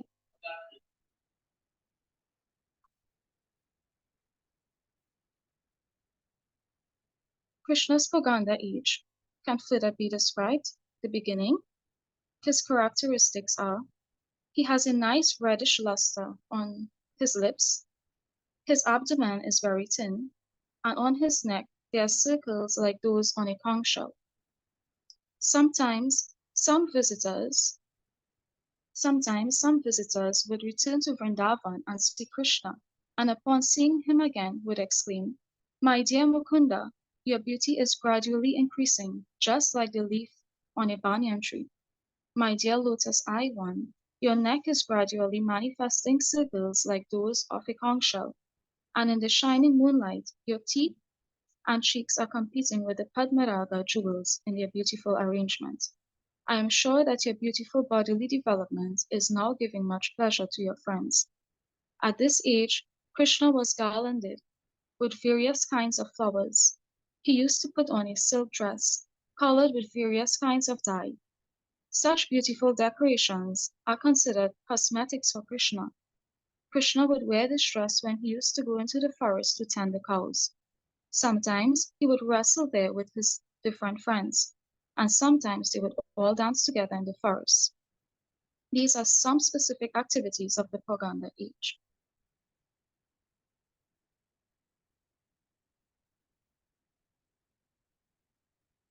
The cowherd friends of Krishna were so happy in his company that they expressed their transcendental feelings within themselves thus: "Dear Krishna, you are always busy tending the cows that are scattered all over beautiful Vrindavan. You have a beautiful garland, a small conch shell, a peacock feather on your turban, yellow-colored silk cloth, decorations of Karanikara flowers on your ears, and a Malika flower garland on your chest. Appearing so beautiful, when you pretend just like an actor to be fighting with us, you give us unlimited transcendental bliss." When Krishna is more grown up, in the middle of Poganda, his nails become finely sharp, his chubby cheeks become lustrous and round, and on the two sides of his waist, above his belt, there are three distinct lines of folded skin called trivali. Next. The cowherd boyfriends of Krishna felt very proud of their association with him. At that time, the tip of his nose defeated the beauty of sesame flowers. The luster of his cheeks defeated the glow of pearls, and the two sides of his body were exquisitely beautiful. In this age, Krishna wore a silk dress that glittered like lightning. His head was decorated with a silk turban covered with gold lace, and in his hand he carried a stick about 56 inches long. Seeing this exquisitely beautiful dress of Krishna, one devotee addressed his friend in this manner: "My dear friend, just look at Krishna. See how he is carrying in his hand a stick which is bound up and down with golden rings, how his turban with golden lace is showing such a beautiful luster, and how his dress is giving his friends the highest transcendental pleasure." Next. At the end of Krishna's Poganda age, Krishna's hair sometimes hangs down to his hips, and sometimes it becomes scattered. In this age, his two shoulders become higher and broader, and his face is always decorated with marks of tilak. When his beautiful hair scatters over his shoulders, it appears to be a goddess of fortune embracing him, and this embracing is highly relished by his friends. Subal once addressed Krishna in this way: my dear Keshava, your round turban, the lotus flower in your hand, the vertical marks of tilak on your forehead, and kumkum flavored musk, and all of your beautiful bodily features are defeating me today, although I am usually stronger than you or any of our friends. Since this is so, I do not know how these features of your body can fail to defeat the pride of all the young girls of Vrindavan. When I am so defeated by this beauty, what chance is there for those who are naturally very simple and flexible? At this age, Krishna took pleasure in whispering into the ears of his friends, and the subject of his talks was the beauty of the gopis who were just tarrying before them. Subal once addressed Krishna thus: my dear Krishna, you are very cunning. You can understand the thoughts of others, Therefore, I am whispering within your ear that all of these 5 gopis who are most beautiful have been attracted by your dress, and I believe that Cupid has entrusted them with the responsibility of conquering you. In other words, the beauty of the gopis was capable of conquering Krishna, although Krishna is the conqueror of all universes. Lastly, the Kishora age. It is at this age devotees generally appreciate Krishna. Krishna with Radharani is worshipped as Kishora Kishori. Krishna does not increase his age beyond this form of Kishora. It is confirmed in the Brahma Samhita that although he is the oldest personality and has innumerable different forms, his original form is always youthful. In the pictures of Krishna on the battlefield of Kurukshetra, we can see that he is youthful, although at that time he was old enough to have sons, grandsons, and great-grandsons. The cowherd boyfriends of Krishna once said, "Dear Krishna, you need not decorate your body with so many ornaments. Your transcendental features are themselves so beautiful that you do not require any ornamentation." At this age, whenever Krishna begins to vibrate his flute early in the morning, all of his friends immediately get up from bed just to join him in going to the pasturing grounds.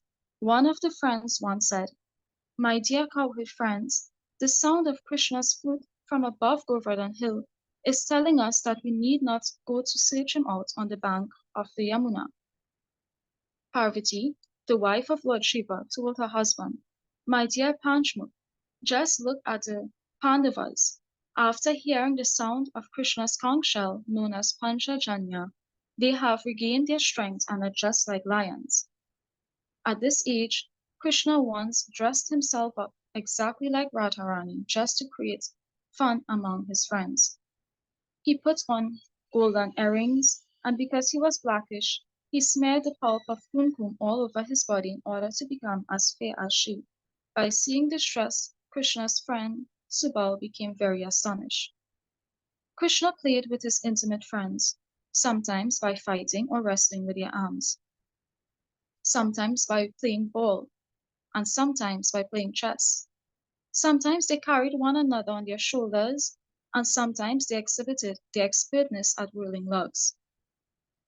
And the cowherd friends used to please Krishna by sitting together with him on couches or on swings, by lying together on their beds, by joking together and swimming in the pool.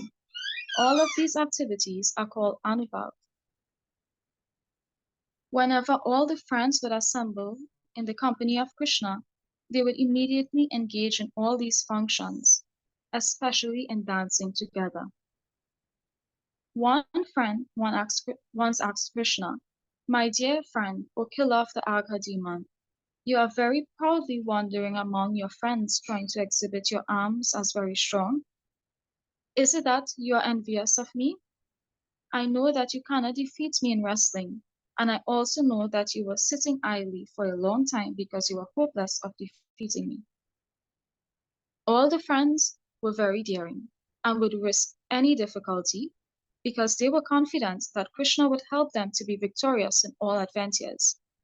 They used to sit together and advise one another what to do, sometimes inducing one another to be engaged in welfare work. Sometimes they would offer betel nuts to one another, decorate another's face with tilak, or smear pulp of chandan on one another's body. Sometimes, for the sake of amusement, they used to decorate their faces in strange ways. Another business of the friends was that each of them wanted to defeat Krishna. Sometimes they used to snatch his clothing or snatch previous slides, Prabhu. Yeah. Another important pastime of the friends of Krishna was that they served as messengers. Next slide, sorry. Another important pastime of the friends of Krishna was that they served as messengers to and from the gopis. They introduced the gopis to Krishna and canvassed for Krishna. When the gopis were in disagreement with Krishna, these friends would support Krishna's side in his presence. But when Krishna was not present, they would support the side of the gopis. In this way, sometimes supporting one side, sometimes the other, they would talk very privately, although none of the business was very serious. Next slide. The servants of Krishna were sometimes engaged in collecting flowers, decorating his body with valuable ornaments and trinkets, dancing before him, singing, helping him herd the cows, massaging his body, preparing flower garlands, and sometimes fanning his body.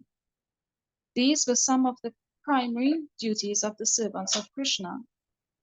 The friends and servants of Krishna were combined together in serving him, and the activities are known as Anubhav.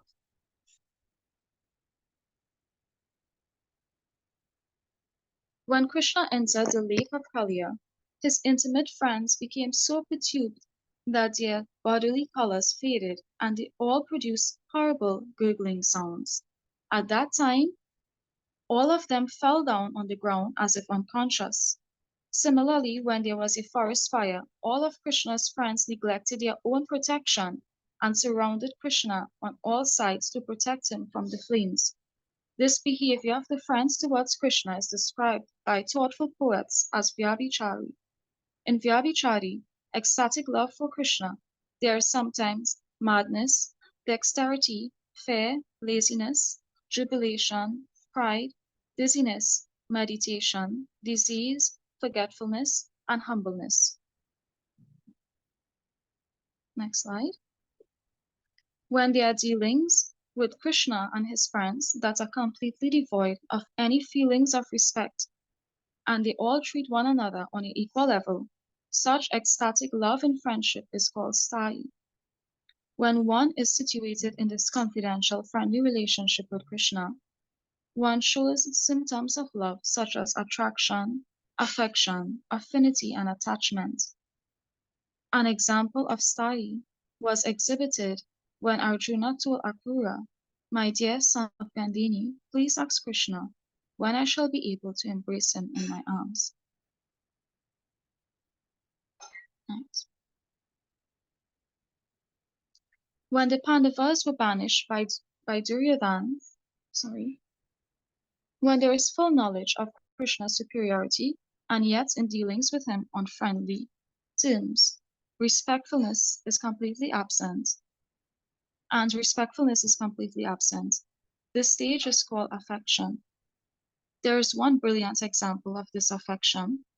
When the demigods headed by Lord Shiva were offering respectful prayers to Krishna, describing the glorious opulences of the Lord, Arjuna stood before him with his hand on his shoulders and brushed the dust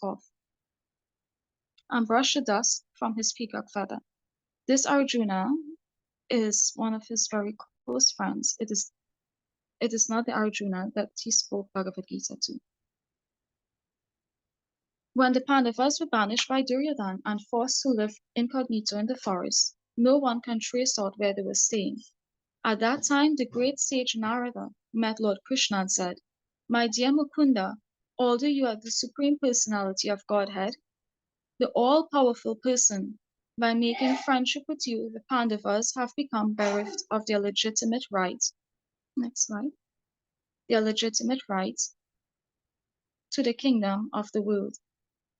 And moreover, they are now living in the forest incognito.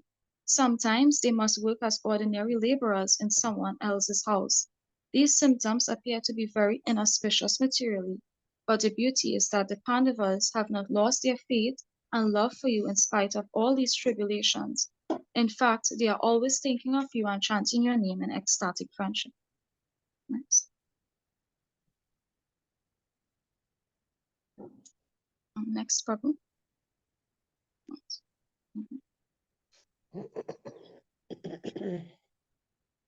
Next slide.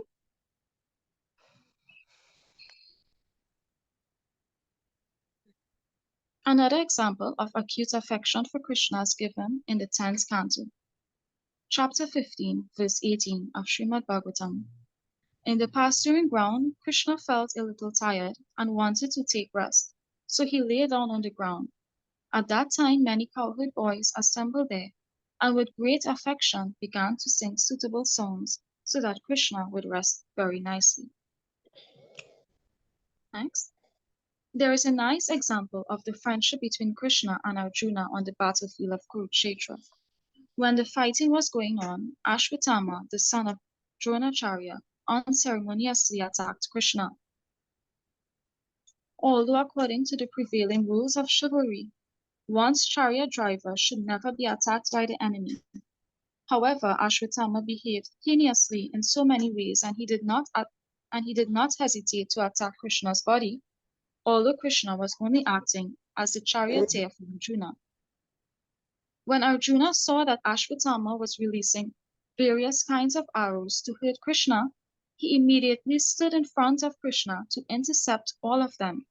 At that time, although Arjuna was being harmed by those arrows, he felt an ecstatic love for Krishna, and the arrows appeared to him like showers of flowers. There is another instance of ecstatic love for Krishna and friendship. Once, when a cowherd boy named Rishabha was collecting flowers from the forest to prepare a garland to be offered to Krishna, the sun reached its zenith, and although the sunshine was scorching hot, Rishabha felt it to be like the moonshine. That is the way of rendering transcendental loving service to the Lord.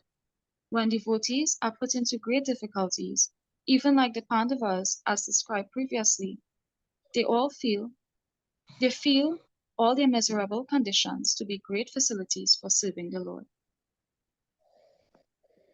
Another instance of Arjuna's friendship with Krishna was described by Narada, who reminded Krishna, when Arjuna was learning the art of shooting arrows, he could not see you for many days. But when you arrived there, he stopped all his activities and immediately embraced you. This means that even though Arjuna was engaged in learning about the military art, he had not forgotten Krishna for a moment, and as soon as there was an opportunity to see Krishna, Arjuna immediately embraced him. Next slide. One servant of Krishna named Patri once addressed him like this: "My dear Lord, you protected the cowherd boys from the hunger of the Aghasura demon, and you protected them from the poisonous effects of the Kaliya snake, and you also saved them from the fierce forest fire. But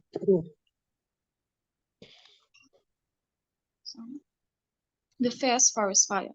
But I am suffering from your separation, which is more severe than the hunger of Aghasura, the poison of Lake Kaliya, and the burning of the forest fire. So why should you not protect me from the pangs of separation?"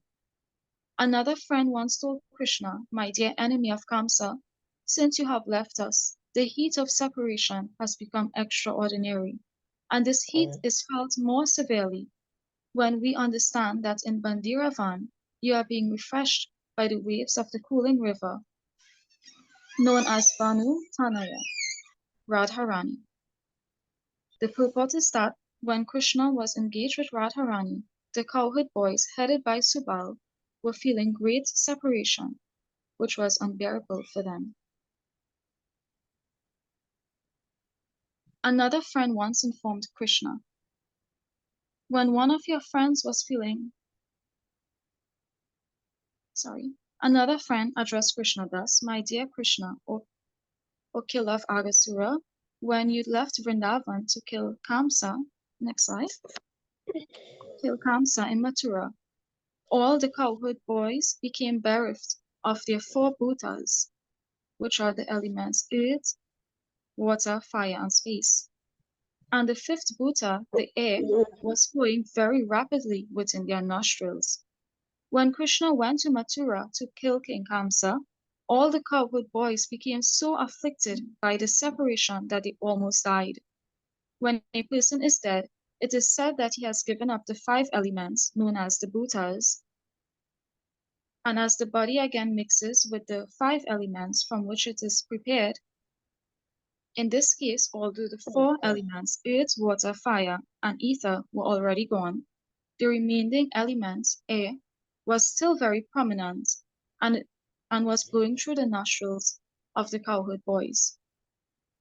very furiously. In other words, after Krishna left Vrindavan, the cowherd boys were always anxious about what would happen in his fight with King Kamsa.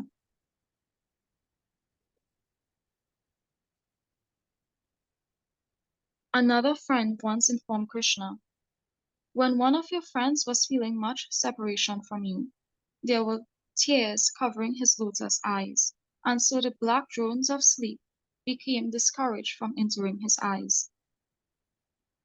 When there is a lotus flower, the black drones fly into it to collect honey. The eyes of Krishna's friends are compared to the lotus flower, and because they are full of tears, the black drones of sleep could not collect honey from his lotus eyes, and therefore left the place. In other words, because he was too much afflicted, his eyes were full of tears, and he could not sleep. This is an example of staying up at night because of separation from Krishna. Another example of helplessness is described in the following statement. Due to Krishna's departure from Vrindavan to Mathura, Krishna's dearest cowherd boyfriends felt as mentally light as possible.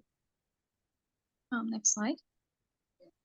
They were like fragments of cotton, lighter than the air, and were all floating in the air without any shelter.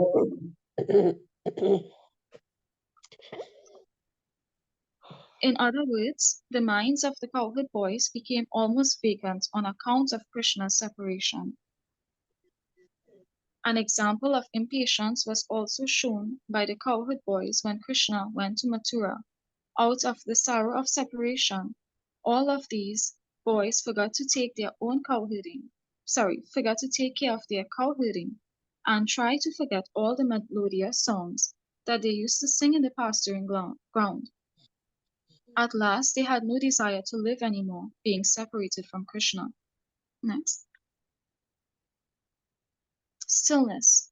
An example of stillness was described by a friend of Krishna, who informed him in Mathura that all the cowherd boys had become just like leafless trees on the top of hills. They appeared almost naked, being skinny and frail, and did not carry any fruits or flowers.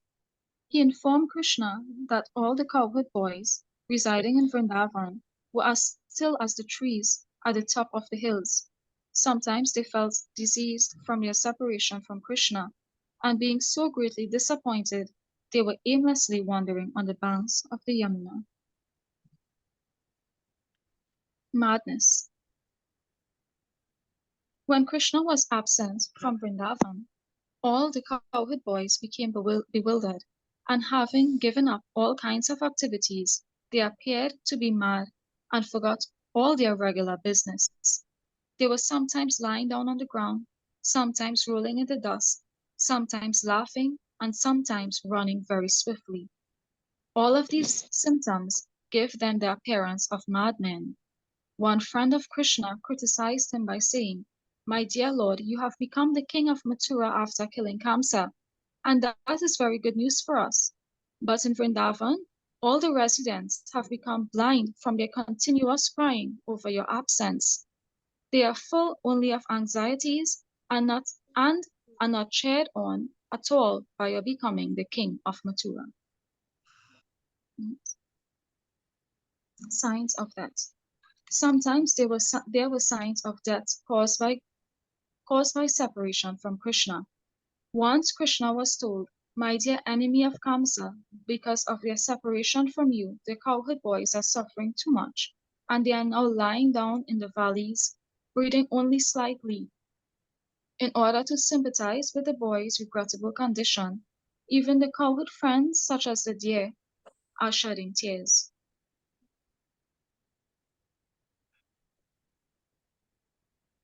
In the 10th canto of Srimad Bhagavatam, chapter 71, verse 27, it is stated that when Krishna arrived in the city of Indraprastha, Bhima was so overwhelmed with joy that with tears in his eyes and a smiling face, he immediately embraced his maternal cousin.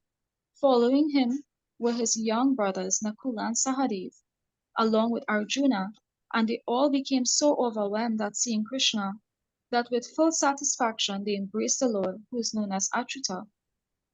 There is a similar statement about the cowherd boys of Vrindavan. When Krishna was on the battlefield of Kurukshetra, all the cowherd boys came to see him wearing jeweled earrings in their ears. Becoming so greatly overjoyed, they extended their arms and embraced Krishna as their old friend. These are instances of full satisfaction in friendship with Krishna. Next. In the 10th canto, chapter 12, verse 12 of Srimad Bhagavatam, it is stated that even after undergoing severe penances and austerities and performing the yogic principles, the great mystic yogis can hardly become eligible to achieve the dust of the lotus feet of Krishna. But the same personality of Godhead Krishna is easily available to the vision of the residents of Vrindavan. This means there is no comparison to the great fortune of these devotees.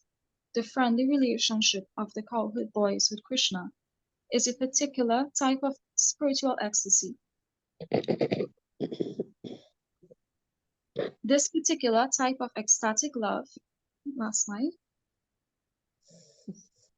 This particular type of ecstatic love shared between Krishna and his confidential friends further develops into parental love, and on from there, it may develop into conjugal love, the most exalted humor or mellow of ecstatic love between Lord Krishna and his devotees.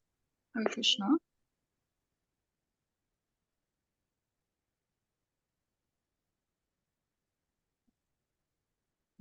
Wow, very colorful, appropriate to the pastime you are narrating. Thank you. That was very nice. Thank you, Prabhu. You presented the way it seems like Shankarash is the highest. I think everybody got attracted to become Krishna's friend. That's very nice.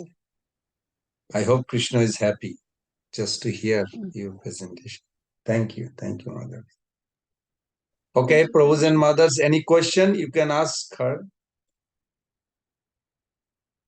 on Shankarash.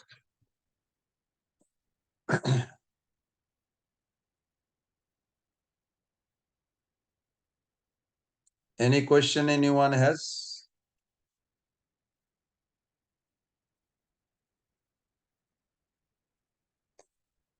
These different slides of this baby Chari Bhav, the Krishna friends, how they reciprocate each other. It's very attractive actually. And also how Krishna reciprocate with the Anubhav. Also, the few slides are depicted based on Anubhav also. Very nice. And when I was reading this morning, they also have a soccer game, believe or not. It's not only Kormi does that here. Krishna has a soccer game, ball game. So it's very nice. Any question, anyone on Shekharas?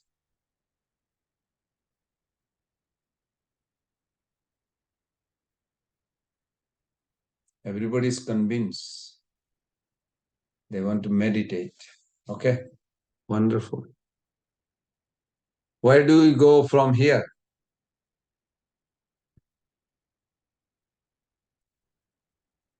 Our presenter are tomorrow everything, right? 42, 43, 44. Yes, Prahladananda Prabhu beginning from 45, his group. And what happened to Mother Krishna Manju's presentation? Will she ever show or not ready yet? So Prabhu, we are working on her presentation. Oh, okay. We were supposed to present it tomorrow, but Prabhu, I've gotten a work engagement tomorrow, so I won't be here tomorrow. So probably we'll have to push it off for the next week. Or you can post it on the WhatsApp. Devotee can see it also. Okay, Prabhu. Actually, sometime in the WhatsApp, they spend more time because here we have a like tight casual. So, and then tomorrow will be Batsulla Rasa. Who is presenting that? Hare Krishna Prabhu, I'm Padmini Prabhu. I'm presenting it tomorrow. Vatsalya Rasa. Okay, that's nice. So, So, Batsulla Prabhu, Rasa, we have one chapter, 43. Yes, Prabhu, 43. And 44, Madhur Ras. Prahlad Prabhu is presenting, Prabhu. Oh, Prahlad Prabhu. Yes. I'm sure he prepared probably. He didn't go to sleep for last 1 week or something to make it happen. He does. He works very hard to please the devotees so nicely. That's very nice. 43 and 44. We'll be looking forward tomorrow. So let's create some question then. Then okay, Prahladananda Prabhu, yes. Yes, Prabhuji, Dandava Pranam. I understand some mother wants to present her chapter number 41 or something next week. Will be in the WhatsApp. They can put it there. Oh, okay. Then everybody, Okay, because so, you have we your can- own casual, and if there is a time, they can come forward. Okay, all right. I just wanted to, because there is one day which is free, that's Friday, but I kept it for recap and final like that. Oh, So Friday is will be free. the last day. Last day, right? Maybe that day everybody come forward and express Yeah, that's their right. Yeah. takeaway. That will be better. Thank you. Yes, Okay. yes, yes, Prabhu. That's better that way. Okay. Yeah. Okay, thank you, Prabhuji. I just wanted Thank to you. mention that. Thank you. Thank you.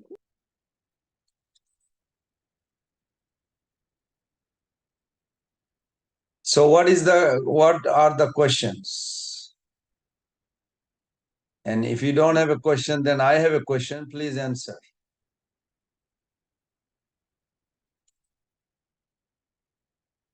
Is our Rasha predetermined, or we are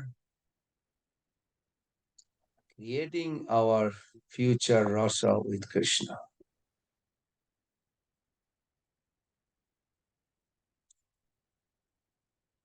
No one has question, but now you have to answer.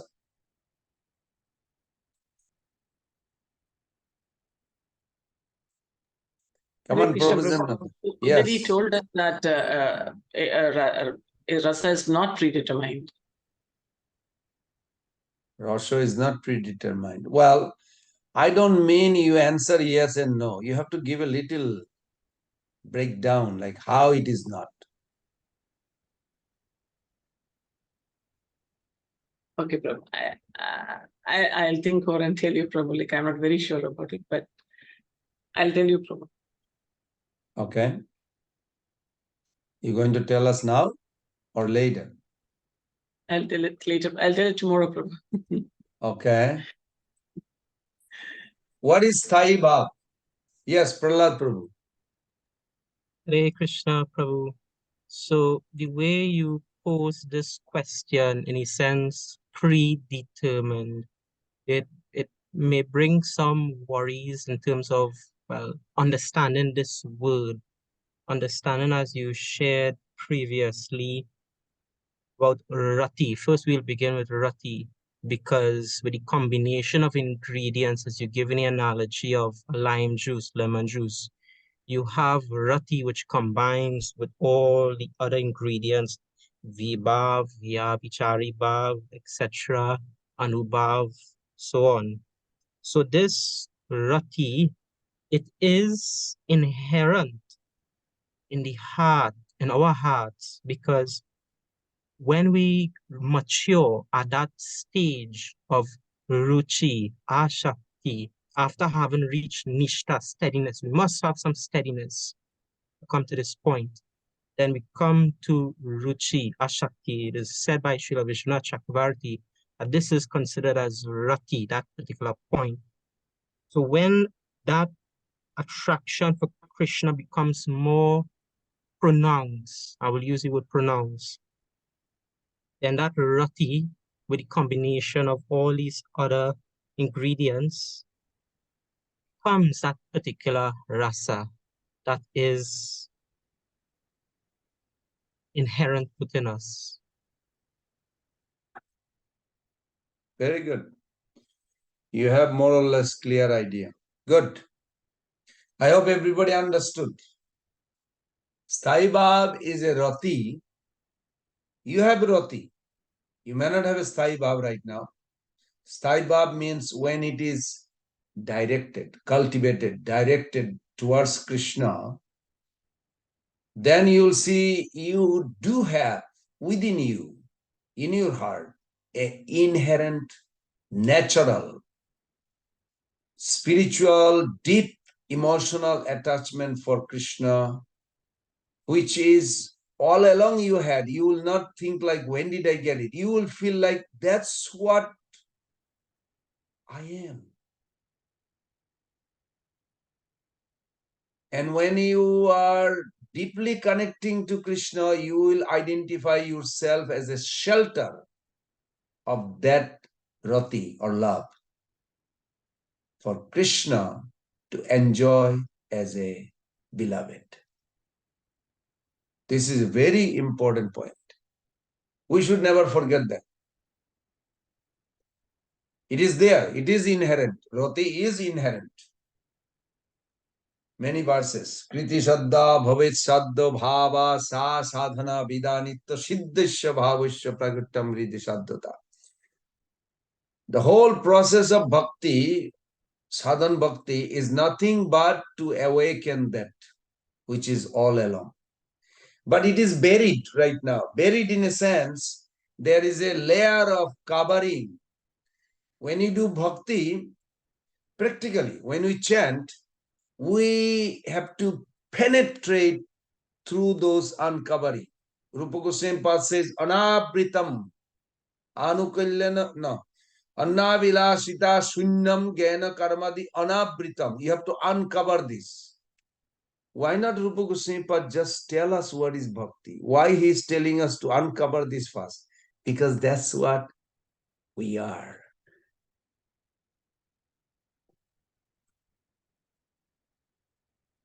Abritam Gena Metena Genina Nitya Buirina. Right now, we have a covering.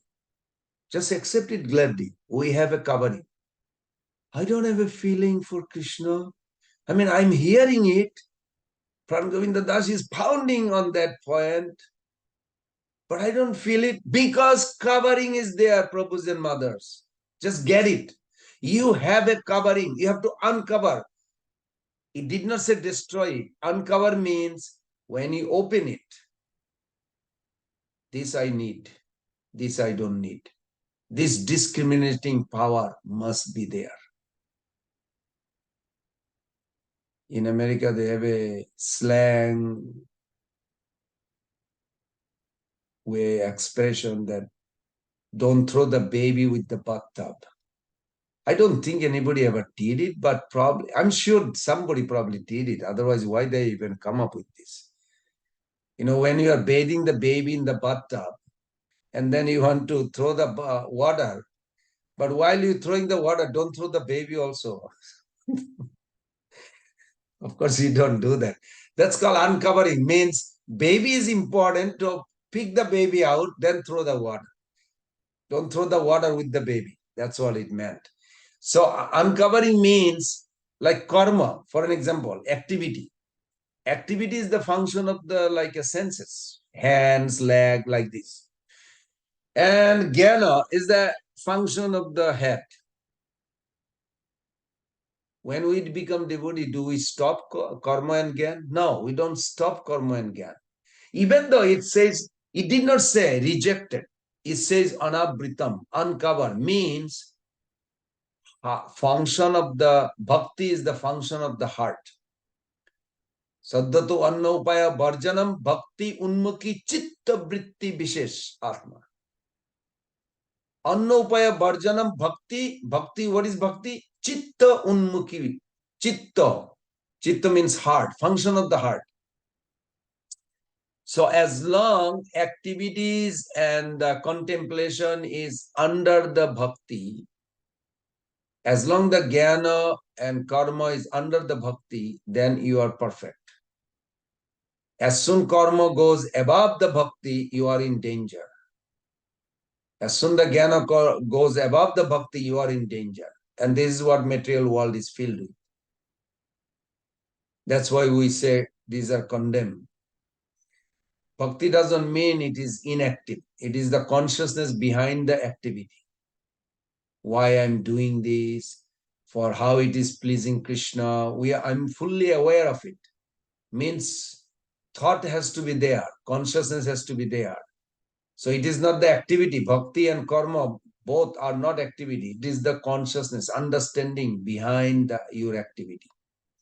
Even you may be sitting, you may be cooking, you may be working in a factory. Prabhupada is very heavy, boldly said this.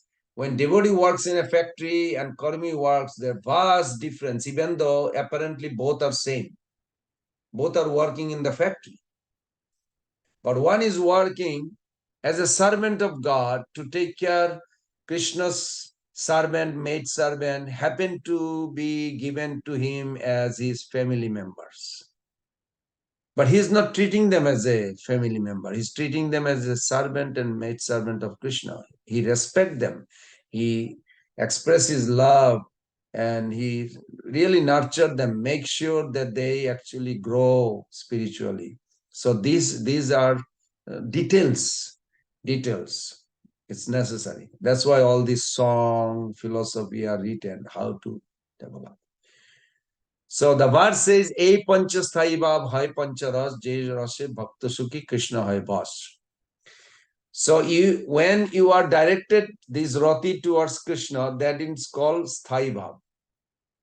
It becomes rasa with these ingredients, and whichever rasa.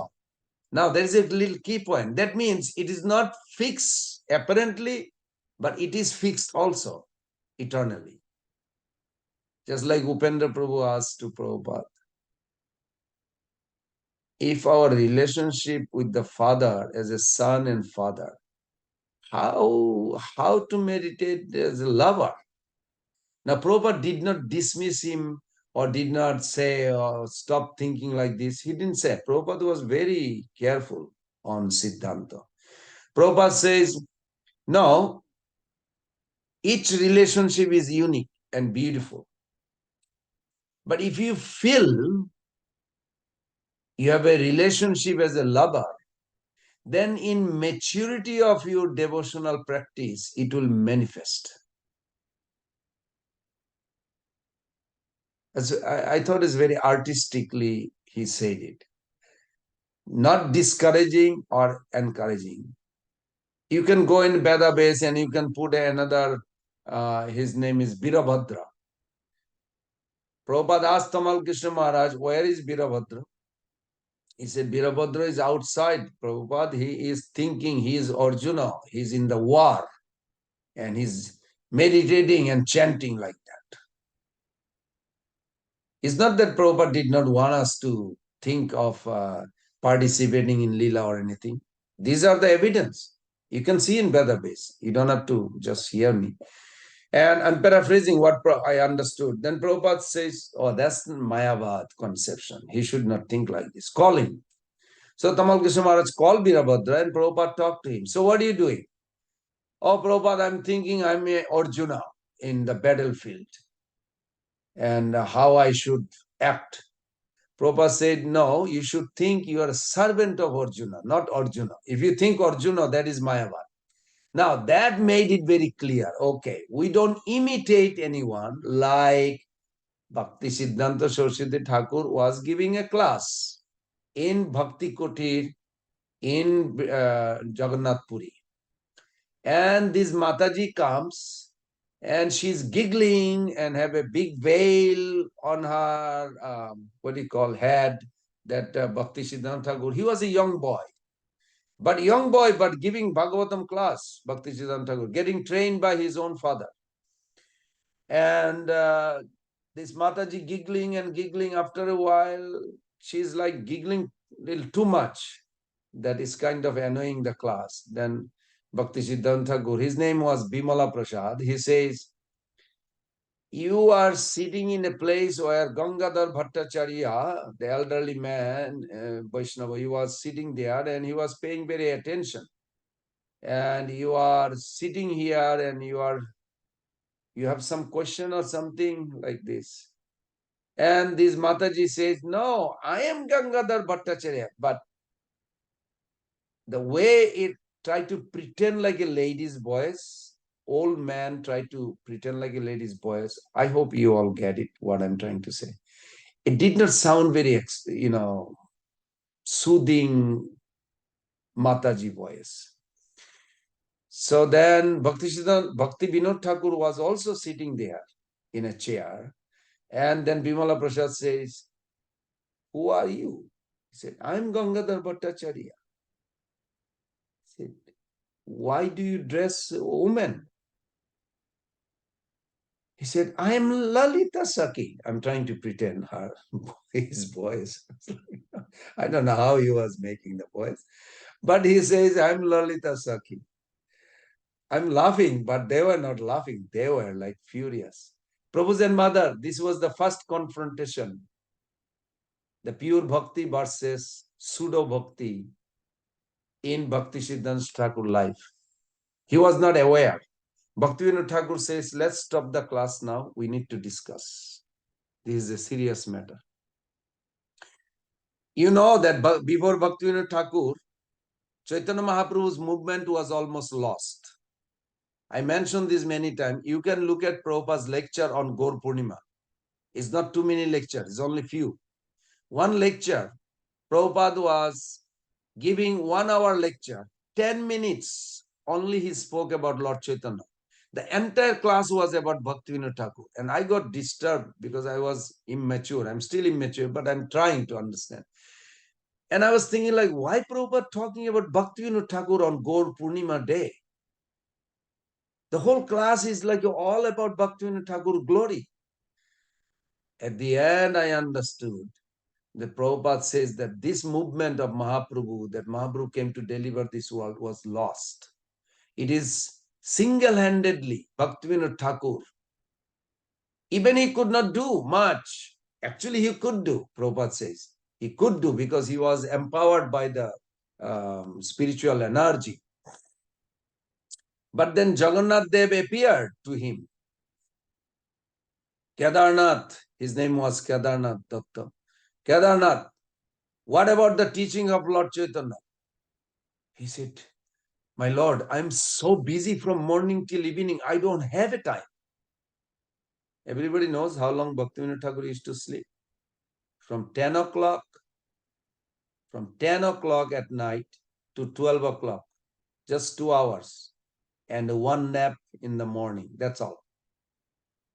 Just 2 hours sleep. And 12 o'clock to 4 o'clock, he would translate, just like Prabhupada did. Same thing. There is severe austerity they did. During the day, he had a magistrate, court magistrate. He was so busy. Just imagine raising 10 children. And you have an opponent who wants to kill you, like Bishop Kishan. He challenged Kedarnath, Bhaktivinoda Thakur. I'll kill you, your family will be destroyed. And they are about to die. Even Bhaktivinoda Thakur got sick. Just spiritual body got sick. But he did not give up. He said, I rather die with Bhagavatam and thinking that I'm not supporting this nonsense of so-called pretender claiming his Mahavishnu. He was so determined. He would not sacrifice. Finally, of course, he won. And that Vishakeshan died.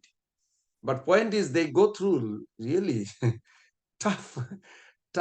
I'm laughing. Sometimes I think like scary, like, will I ever survive in this situation? Probably not. Even his wife said, you are challenging this man, but he's making the whole family sick. Your one daughter is about to die. She's like leaving her body.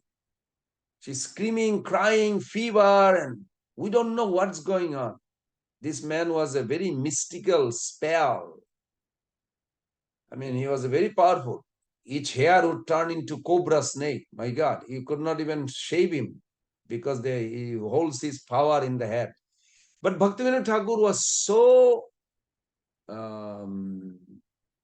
strongly hold on to Mahaprabhu's teaching, and he did it. So why did we go that route? Oh, Prabhupada was glorifying Bhaktivinoda Thakur for the whole Gaur Purnima lecture. It woke me up that how much Bhaktivinoda Thakur went through in order to rescue. You know, he could not even find Chaitanya Charitamrita easily. He found it, but it took a month.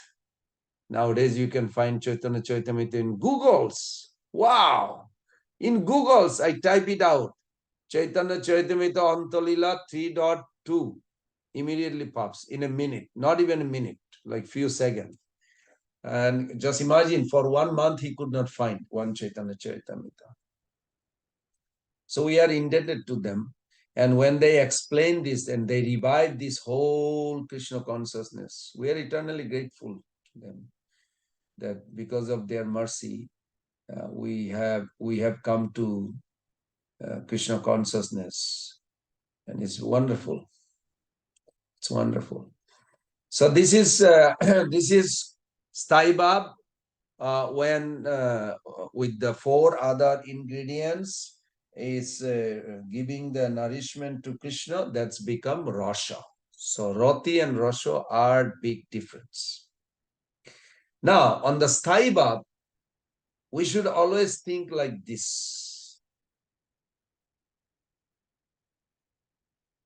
The mood that brings control, all the favorable ecstasy, like a laughing, joking, unfavorable ecstasy, like anger, like Madhumangal will be chasing the bumblebee. So many reasons they could express the anger. But the mood, Prabhu's and Mother, the mood that brings control of favorable, unfavorable, all the emotion under one umbrella, like a king, that mood is called Sthai Bhav, is a ruling like a king. So Sthai Bhav, you can think like a permanent ecstasy, but acts like a king. You are that Sthai Bhav. You are inseparable from Sthai Bhav. You are, at that time, your eternal identity will be revealed. You and Sthai Bhav, your Sthai Bhav is inseparable. You cannot separate. But to understand this, the Rupa Goswami Pad makes it difference.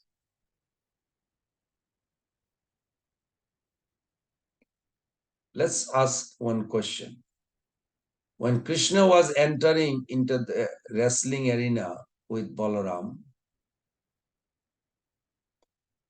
wrestlers saw them as a thunderbolt. Like it's like shocking. You don't know if the thunderbolt going to kill you or you will be still surviving. You don't know. All the elderly men, they are in the wrestling arena. So Krishna, even though Krishna is only 11.5 years old, you may say, it's also recorded in. But Jiva Goswami Pad says you should multiply 1.5. So I was multiplying 1.5 times 11.5. It turns into 16 years. Okay, that's fine. So he's not a young, but becoming youth. You know, Krishna is eternally becoming youth. When you meet Krishna, you can ask him, are you ever going to be young or you always becoming young? You see that verses says, Advaitam Achyuta Anadi Ananta Rupam Aidam Purana Purusham Nava Jovan. Nava Jovan means he's not Jovan, but Nava Jovan, he's becoming. Eternally is becoming. You may say, what does that mean? Means you feel like he may not know everything. I need to tell him something. Maybe he needs some advice. Maybe he needs some guidance. You feel like because he's not completely young, but he's becoming young. You know, the word is like a becoming ripened, but not yet ripened. Krishna never became ripened, even though he is eternally ripened fruit. So all the men saw, even though he is a young boy, but they saw the best man. They say, wow, this is a man I want to follow. Where they come up with this idea? Then all the ladies over there, before they had a feeling for their children, for their husband or paramour or lover or whatever, every lady knows that the love or lust is a feeling. But when they saw Krishna, they felt it's not a feeling, it's a person. The feeling is a person. This boy or this their beloved, of course, because they are women, they felt Krishna is a Cupid. It's a person Cupid, presence right in front of them, entering into wrestling arena. Gopanam Sajana. All this relative and the friend that came from Vrindavan with him day before wrestling arena, they came night before. There's a guest house and Nanda Maharaj was staying, Krishna Balaram, but they early morning they left. They told Baba, Father, we're going to just check around the city before we go to the wrestling. Nanda Maharaj said, sure, go for it. So they just, of course, they are checking out, gave the warning to Kongsa, because night before they are checking out, they broke the biggest bow ever existed. And it made such a scary sound. Kongso was like frightened. He said, they're here. And all these thousands of soldiers that guarding, they also got hurt. What kind of coward boy Krishna and Balaram was? They come from a village. They came to explore city life, you may say. So that's how Nanda Maharaj convinced Mother Yashoda. They just born in a village. They want to see the city. It's all right. We should allow them to see the city life. Prabhupada says in one lecture, very interesting. He says, some or other, the supreme absolute truth, decided to live in a village life. There must be highest happiness in a village life, country life, not in city life. Otherwise, why God would make, God has a city life, Dwarka is a city, but Vrindavan is not a city. It's really a country, village life. Beautiful. And we should ask Krishna, when you meet him, you can ask him, why, my Lord, you decided here? Just curious. Well, make sure you have a understanding what is village life and city life. Otherwise, Krishna may ask the question back to you and you may get stuck. You don't know the answer. Then there were many friends of Kamsa in that place. They are impious, like they do all kinds of bad ruling. They are also kings, small king. They all came to see Kamsa. They felt frightened. Oh my God, these two boys going to chastise us. Something wrong we did.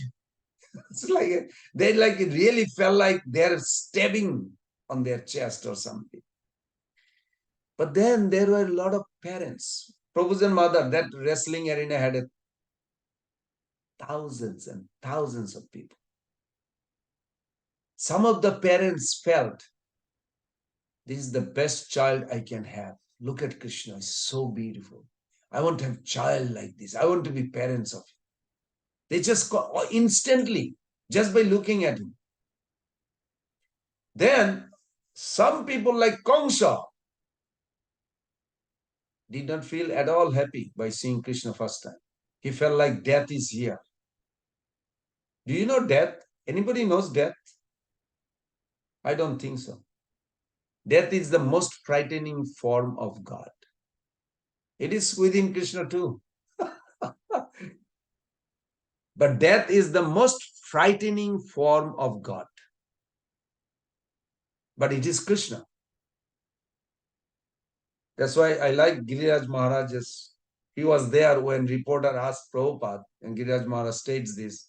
The reporter asked Prabhupada, that time India and Pakistan, there was some tension going on in 60s. early 70s. So reporter asked Prabhupada, so if Pakistani general comes in front of you with a gun point, is ready to shoot you, what will you think, Maharaj? Prabhupada instantly he says, I will think Krishna has come to take me. I'll be happy. Reporter was a little shocked. Krishna has come. No, I said Pakistani general. Prabhupada said Krishna is the all-devouring death. It is not Pakistani general. It is Krishna. To you may be most frightening, but Prabhupada was actually welcoming. It's like very interesting. It's so nice. So Kamsa saw death has come. He was frightened already. Even though he ruled, I hope you all know, Kamsa had all these giant demons under him. Was not easy. He had to defeat each one in a challenge. Agasur, Bakasur, Putana. Putana is the only one he did not defeat. Because Putana came to attack, and then Kamsa said, wait a minute, I'm not going to fight you, you have a female form. Because your elder brother Bakasura and younger brother Agasura, they are under me. So I'll accept you as a sister. She's the only one Kamsa did not challenge. But I read one time the story of Pralambasura. He had thousands of demons working under him. But they're individually extremely powerful. But they all surrender. They have a law also. They have a rules, etiquette. When somebody defeats you, you surrender to that person and you stay with him. And you can see this Vedic culture, Prabhupada says one time, that nowadays people don't have any culture. Even they get defeated, but they don't surrender. It's interesting. Prabhupada said like that. He smashed one Mayavadi, but that guy doesn't surrender to Prabhupada, even though he lost the argument. So that means they are not cultured, even though they are maybe so-called scholar.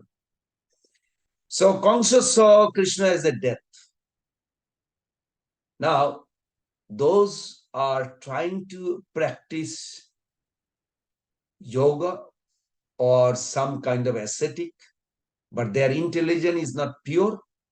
When Krishna entered, they saw universal form. Did Krishna had a universal form when he entered the wrestling arena? Yes and no. To us, no, but they saw universal form. Because that's how they are. So universal form meditator, Santa Bhakta, they are kind of like a seeing God is everywhere, in everything. That's good, but they haven't developed desperate service attitude. Then some yogi, they literally saw the supreme soul, master of everything, and they close their eye. Just by seeing Krishna entering into wrestling arena, they close their eye and they sit down in meditation. Thousands of them. They just very satisfied in their heart. Even though Krishna was wrestling, with the Chanura, whole episode going on, but they're meditating him in the heart. Would be, I don't know if we are allowed to see everybody's view, but Sukdev Goswami saw it and he is expressing. And there are some Vrishnis who came, and there are in Mathura, there are Vrishnis like Uddhava, Krura, they are Vrishnis. They immediately started meditating Krishna, worshipping him in their mind, offering flower, offering foot wash water like this. They started worshipping, even though Krishna is wrestling in one sense. Prabhu's and mother, why so many variety vision develops simultaneously? Who is causing this? Can someone help me? Let me see where you are with your understanding. I want to also understand. Why all these 10 types of Rupa Goswami Pad also gives more explanation. Why so many perception, literary, manifested right in that place? Was Krishna wrestling with Chanura? Was Kamsa was afraid? Why everybody saw, even the ladies saw their feeling is a person, the Cupid. Krishna is just there as a Cupid. Wasn't he wrestling, punching Chanura? Chanura is punching him. When did he become Cupid? But they saw him only Cupid. Until they met him or saw him, they always thought Cupid is a feeling. You know, you have a feeling for another person, to enjoy that person or be with that person. But today they saw that feeling is a person. They immediately, instantly fell in love with Krishna. Who is causing this? How it is happening? Come on, Prabhu's and mother. You have to get it. Otherwise, how you know what is developing on you, in your heart? Okay, nobody is saying, so I'm going to call out. Purushottam Prabhu, try out. Because every living entity is individual and unique. So each of them have a unique relationship with Krishna. So according to their relationship, they will have different perception and different bhava comes out. Good, good. Anybody else? Dandavat Pranam Prabhuji. Yes. Krishna says, Ye yathamam prapadyante tanskhya bhajamiham. Also say, Iswara sarvabhutanam radadese arjun tisthati. So he knows us. Also he says, Mattasmudhe gnana pavanisha. So he knows us very intimately. It's only that we have forgotten him.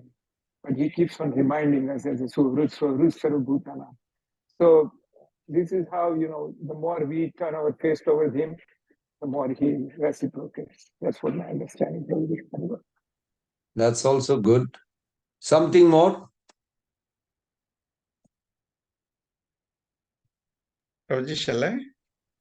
Sure, go ahead. Because Krishna is Rasaraj, is the reservoir of all mellows. Each devotee is experiencing each mellow with Krishna. That's also true.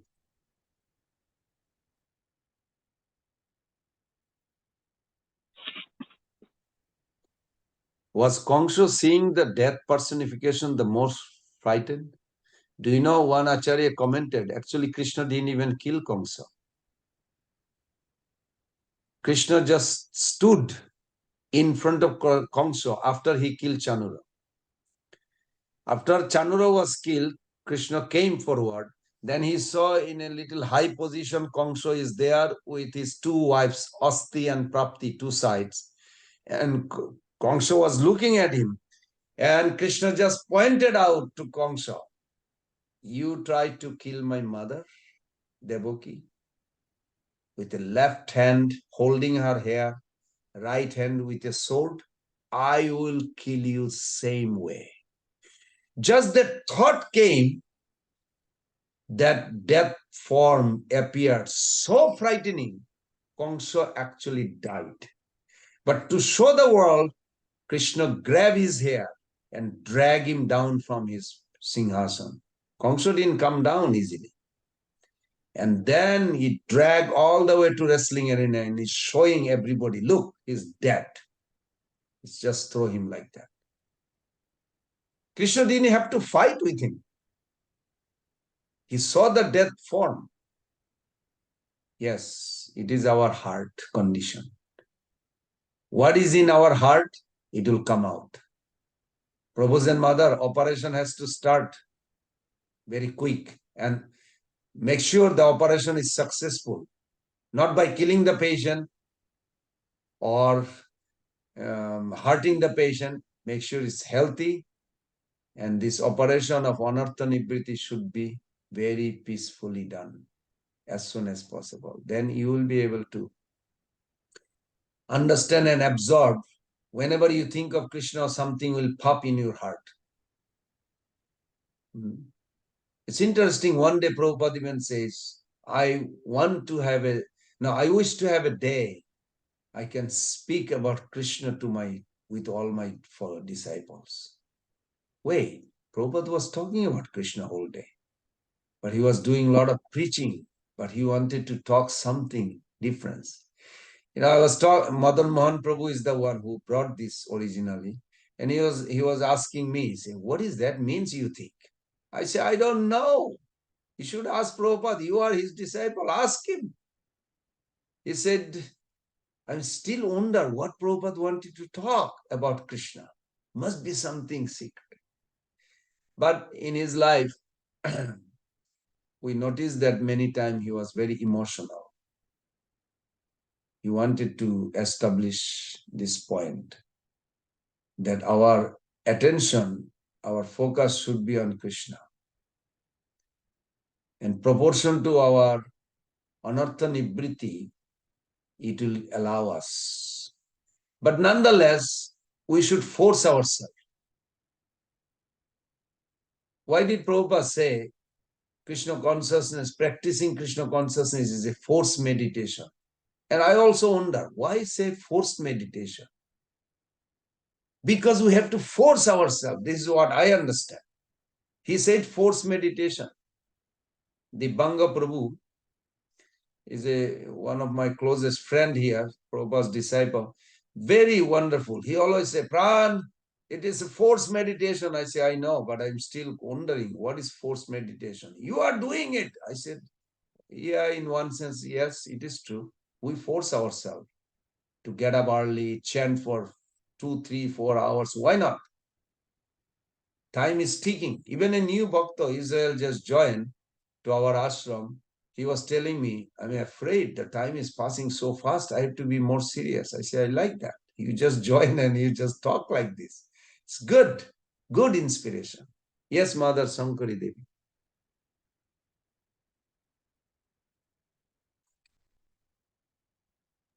I have a question here. So we are saying that it is the bhava in our heart that will decide what is our sthai bhava. But sometimes the feeling is very mixed. Sometimes we don't know, or sometimes I'm too afraid to even think about it because I feel that I've just started. I'm not doing anything. So is it possible for me in this lifetime to even establish any sort of relationship? Because all this while, I was just thinking, yeah, okay, if nothing else, at least dasya. But when I heard about the Shantaras, it feels like I'm more a Shantaras kind of a devotee than even dasya rasa. So, how to really identify what my sthai bhav is, B, at what stage do we really understand? And that clarity absolutely comes that yes, this is what it is. Or can there be overlap? Can there be overlap for jivas like me?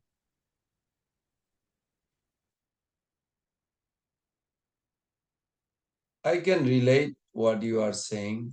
Like, for an example, when we look at Krishna, when someone looks at Nishingadev, someone looks at Varahadev. In Varahadev, is there a Krishna in Varahadev? Is there Krishna in Narayan? Within Narayan? Yes. Our practically, our glorifying like Santa Bhakta, that Parabrahma Paramatma Jnana Pramin, that how God's supremacy, God's supreme controller, this concept is very healthy. Even though it is, you can say, the qualification of Santa in one sense, yes, but it is most important because when we think of okay, let's go back to the my other side I was explaining. Krishna is there within Narayan, but there is a difference in their functions. Guru is there, but with a different function. Narayan, Lakshmi, gopis, we find distinction and non-distinction.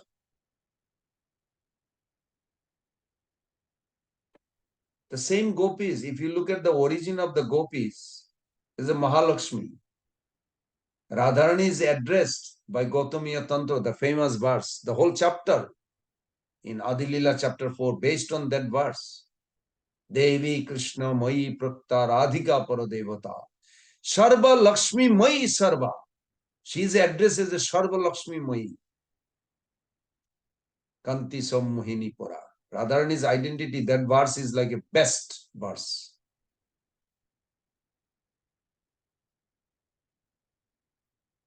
She is the origin of Lakshmi. But to extend the happiness, Krishna wanted this Paramaur, and he distinctly made a different chamber to experience this Paramaur in spiritual world called Golok Dham. Both should be simultaneously maintained. We should have a respect for the differences, but we must not ignore the inner substance. The relative and absolute must be taken together.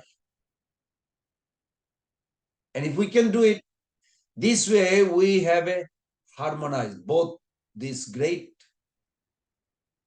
greatness aspect of God and sweetness aspect of God. I rather want to have a strong, Santa understanding, complete. Krishna Nishta Krishna Trek Sante Duigune. Isn't that verse I was mentioning other day that Mahaprabhu taught that this is by the function. One is by the quality, but the function is different. Function is Krishna Nishta Krishna Trek. They actually have a irrevocable fact, like their faith on God will not be shaken by any means. They literally feel the God's presence in them, in their heart. God is always there, everywhere. God will protect. They have that strong faith. But at the same time, simultaneously, they also, how do you know they have that? They are detached from the sense enjoyment. They are not interested in any material. Now, what that got to do with the seeing God's presence in it? This is what the proof is. If that person sees God's presence everywhere in their heart, they will not be involved in the lower nature. It is not a oxymoron like, oh, it has nothing to do with it. This is a function of the body. Yes, function of the body. They are aware what is the function of the body. Why Bhakti Siddhanta Thakur said this? Baddha mukta falgo jukta nahiyo bhaviyo ekakarsha. What will bind me? I want to think this, I want to do this, but this will liberate me. Okay, I'll do it. This activity, this thought, this kind of activity will bind me to this material. I don't want to do it. This is Santa. Santa means full-fledged discriminating power.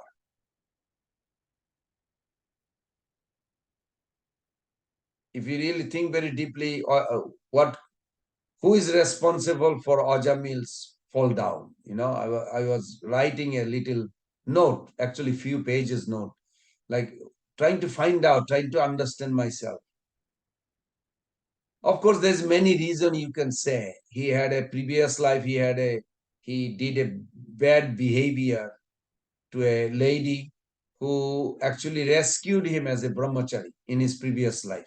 So you can say, okay, but then when he came out of his dying condition to livable, then he realized that she caused him, you know, by embracing him. He was drowning into the pond. But she saved, but instead of appreciating, he just cursed her because he was so strict brahmachari. Prabhus and mothers, I hope you all know. If you die right now, if I die right now, what goes with me? 5 things. Most important thing is that this attitude, this behavior, this realization goes with the soul, with me.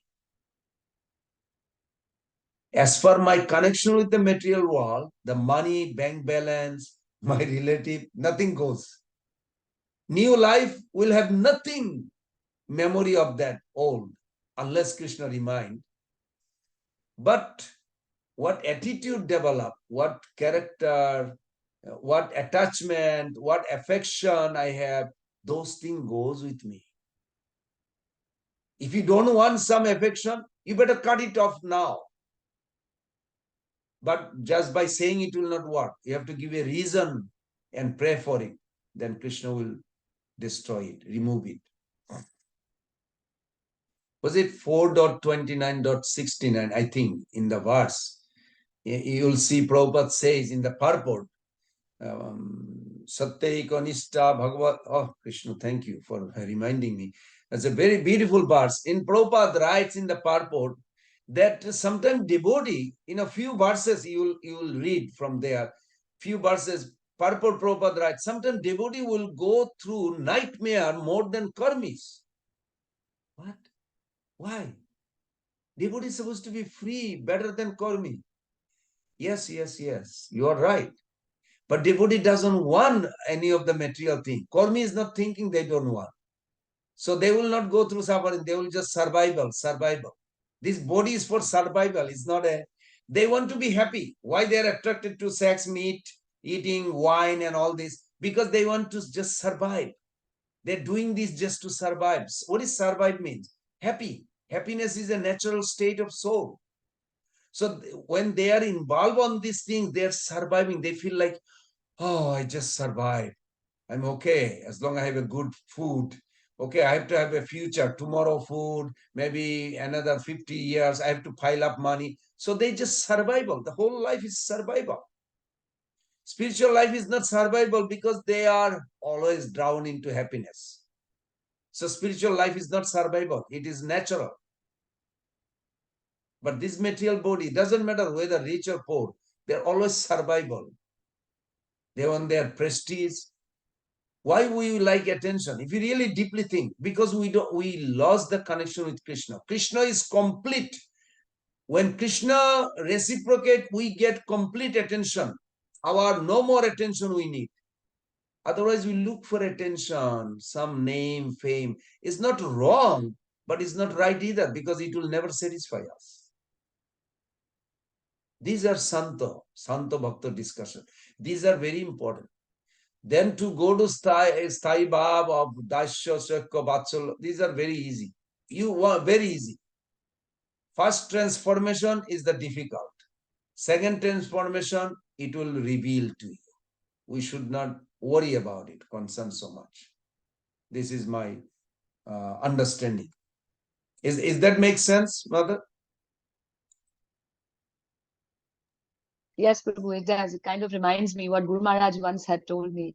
He told me that keep doing your service, keep doing your chanting, keep doing your 4 regulative principles, read Prabhupada's books. When the time will come, Krishna will, he gave me this example that, how basically it's the yoga maya. Right now we are under Mahamaya, so we don't understand it. The day Krishna turns it around for us and makes Mahamaya are in charge, that day you will know. You won't have to worry about anything. But right now you just do your service to your 4 regulated principles and it will come.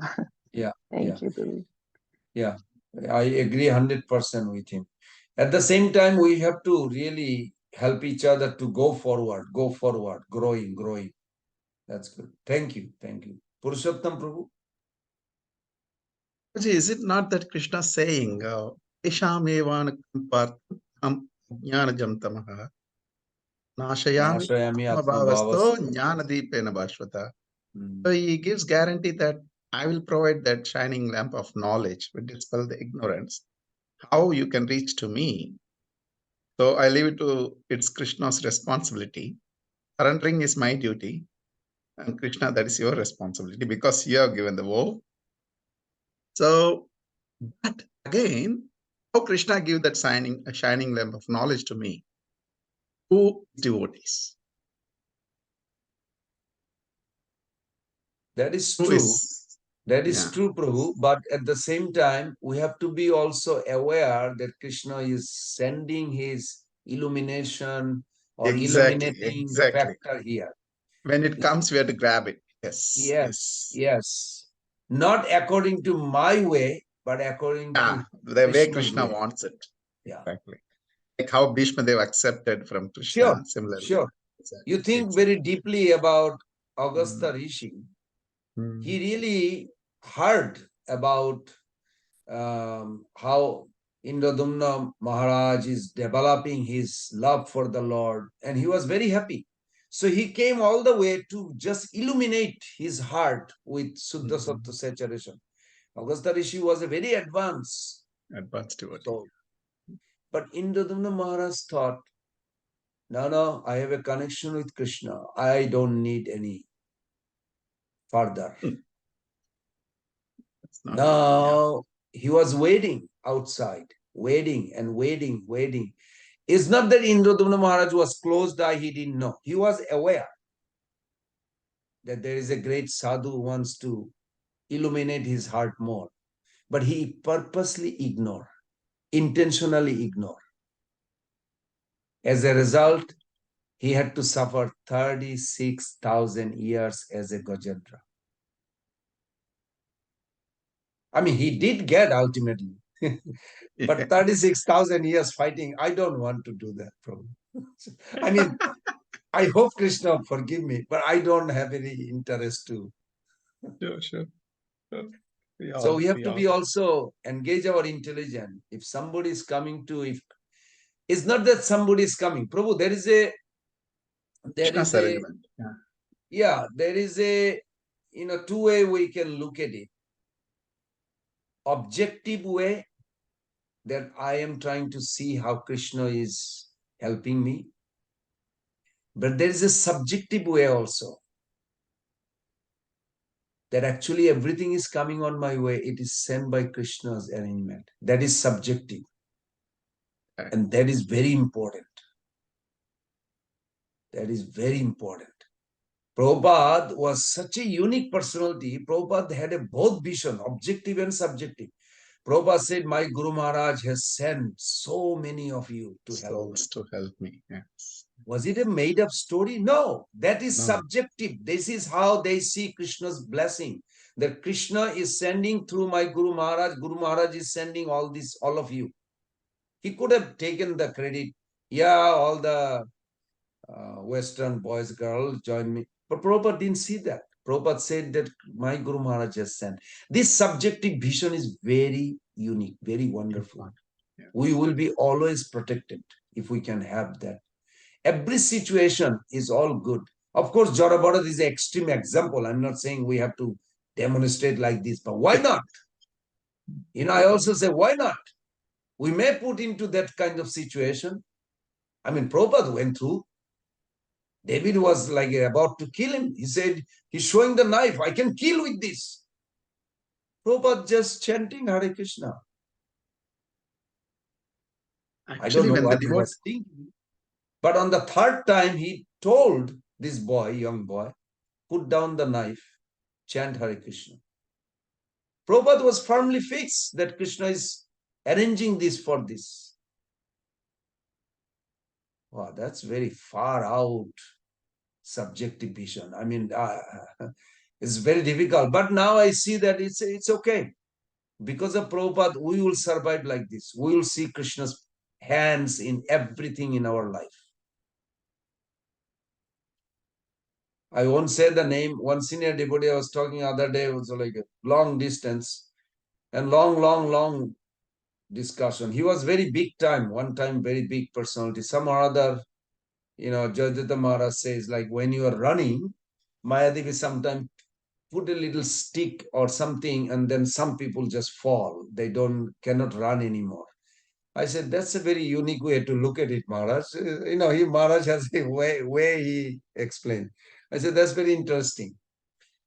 So this is one of the Maharaj. It's like very unique. So he was saying that how Krishna was protecting, but he could not see, and that mistake actually made him suffer a lot. He said instead, he had that duality. He said, I could pray for deeply. He even hired this Mataji to be his secretary. And he was intentional. And I'm very thankful to him that he confessed, he made that confession that where he did mistake and how it happened to him, how he fell down. I mean, it was very nice, very interesting. And I was asking different questions. So how did it happen? Why? What you could have done? He said, at one time I remember I wanted to pray Prabhupada for protection, but some or other my attraction for other side was more, and I did not make that choice. And I regretted later on. So we always have a choice to see Krishna's hand, even in the adversity or biggest calamity, whatever it is. We can. Krishna is always there, but we have to seek that shelter. If you look at that line, Prabhu, it says, Avishya Rakhibe Krishna Bishasha Palon. Palon means you have to maintain. I have to maintain that Krishna will protect. If I don't maintain the rope I'm not holding, doesn't matter how powerful Krishna is, he will not lift it up because I'm not holding the rope. Prabhupada gave that example. So I have to maintain that Krishna will protect, and I have to seek that shelter. This is where it comes, that connection, that maintaining that faith that Krishna will protect. Sadhu Sangha means that faith is developing. Faith is developing. And I'm not going to forget it. I'm going to hold on to it. And I'm also talking myself, so that this way I'm holding it. I want to hold it in any circumstances. Until last breath, we always have a danger in this world. Okay, let us close here. Oh, Mother Sri Ishopanishad Devi. Jai Prabhu, Hare Krishna. Hare I Krishna. just love it when you share the pastimes. It just makes me just want to go and read more about pastimes all the time. But Yeah. I wanted to say that Rati, my understanding of Rati, what makes me feel as though I may got it, is when I chant the prayer, the pranam for Sri Rupa Goswami. That prayer just makes me reach out and just, it touches my heart. That Sri Chaitanya Manobhistam Stapitam Yena Bhutale Swayam Rupaha Kada Mayam Dadati Swapadantikam. When will Rupa Goswami, Prabhupada, who has established within this material world the mission to fulfill the desire of Lord Chaitanya, give me shelter under his lotus feet? That is just so touching. Yes. That is so much mercy. Yes. And to me, that's the personification of Rati. That's what I think that is. Well, he is Haribol. identifying, he's giving us details. Yes. That's why he wrote this book. And Yes. that's why I think why Prabhupada said such a very big statement. He said, without this book, nobody can understand what Krishna consciousness is. That's a very heavy statement, the way Prabhupada said. So definitely, I bow down to the lotus feet of Rupa Goswami Pad and Prabhupada for translating and giving us access to that. Thank you, Mother Sri Ishopanishad. Mother Sankari Devi, you have something more? Prabhu, just a question on when we say that Avashya Rakshime Krishna Vishasha Palon. Do we not, can it be so that, okay, if I have that drid thing in my head, I just leave everything, go to one of the dhams and just plant myself, because that's all I want to do. I just want to stay in the dham, do service there, do my kirtan, and And if Krishna has to look after me, he'll arrange. But that's not exactly what I understand from Prabhupada's own correspondence with his disciple. When that devotee told Prabhupada that today I feel very happy, Prabhupada, I got the blessing from the pujari of Radharaman temple. And he says, I bless you, next life you take birth in Vrindavan, become Brajavasi. So Prabhupada said, that's very nice. And then after few minutes, he told him, you go back and tell him, I bless you, I came to give you blessing. I bless you, you take birth in the West and preach the glory of Vrindavan. That is higher. So being in Vrindavan, Dham not necessarily means physically, means through our activity. Wherever Krishna Katha is there, it is Vrindavan.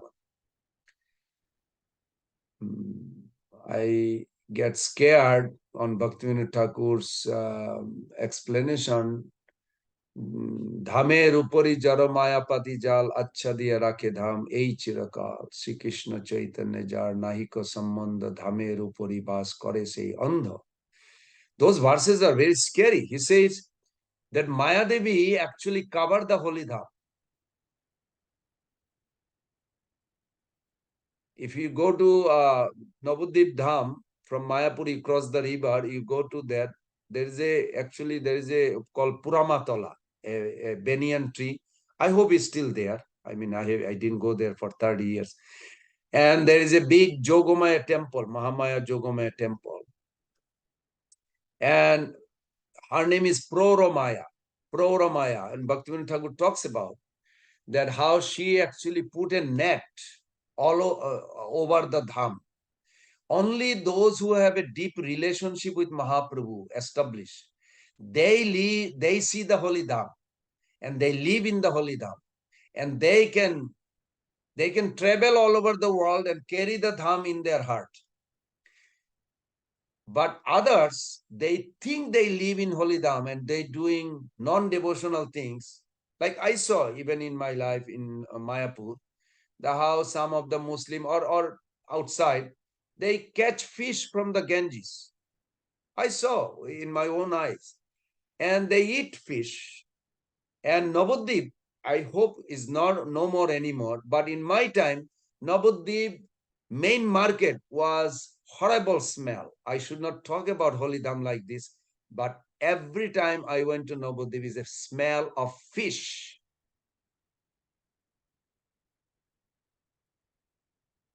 Fish has a bad odor. When they are old, diet, and then the whole market. So, of course, I should be careful not to talk bad or criticize, but I don't want to be blind either. I have to correct my own heart. I had a lot of problem. I have my fault and everything, but I have to correct. Also, I have to, when there is something wrong in Holy Dham, I have to step in and see if we can help it. I hope they corrected it. But because so many people are fish eater in Navadvip, Holy Dham cannot have a fish eating place. So when I read this concept that Holy Dham is covered by Maya, and some people think they live in Holy Dham, but they actually do not live in Holy Dham, it removed my ignorance, and I understood, okay, there will be side by side. There is a great personality lives also in Holy Dham. There is also people pretender lives also in Holy Dham. They think they live in Holy Dham, but they have no connection with Krishna consciousness. They do whatever they want to do. So it's very interesting. So we have to go like that. Does that make sense?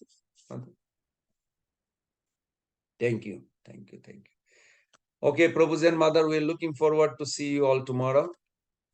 And finishing this part of the Rasa Tattva, tomorrow will be Vatsalya Ras and maybe, yeah, Vatsalya Ras and Madhur Ras. Hare Krishna, Krishna Krishna, Hare Hare, Hare Rama, Rama Rama, Hare Hare. Pancha kalpatarubhasya. Patitaturubhyascha, कृपा सिंधुभ्यैव च पतितानां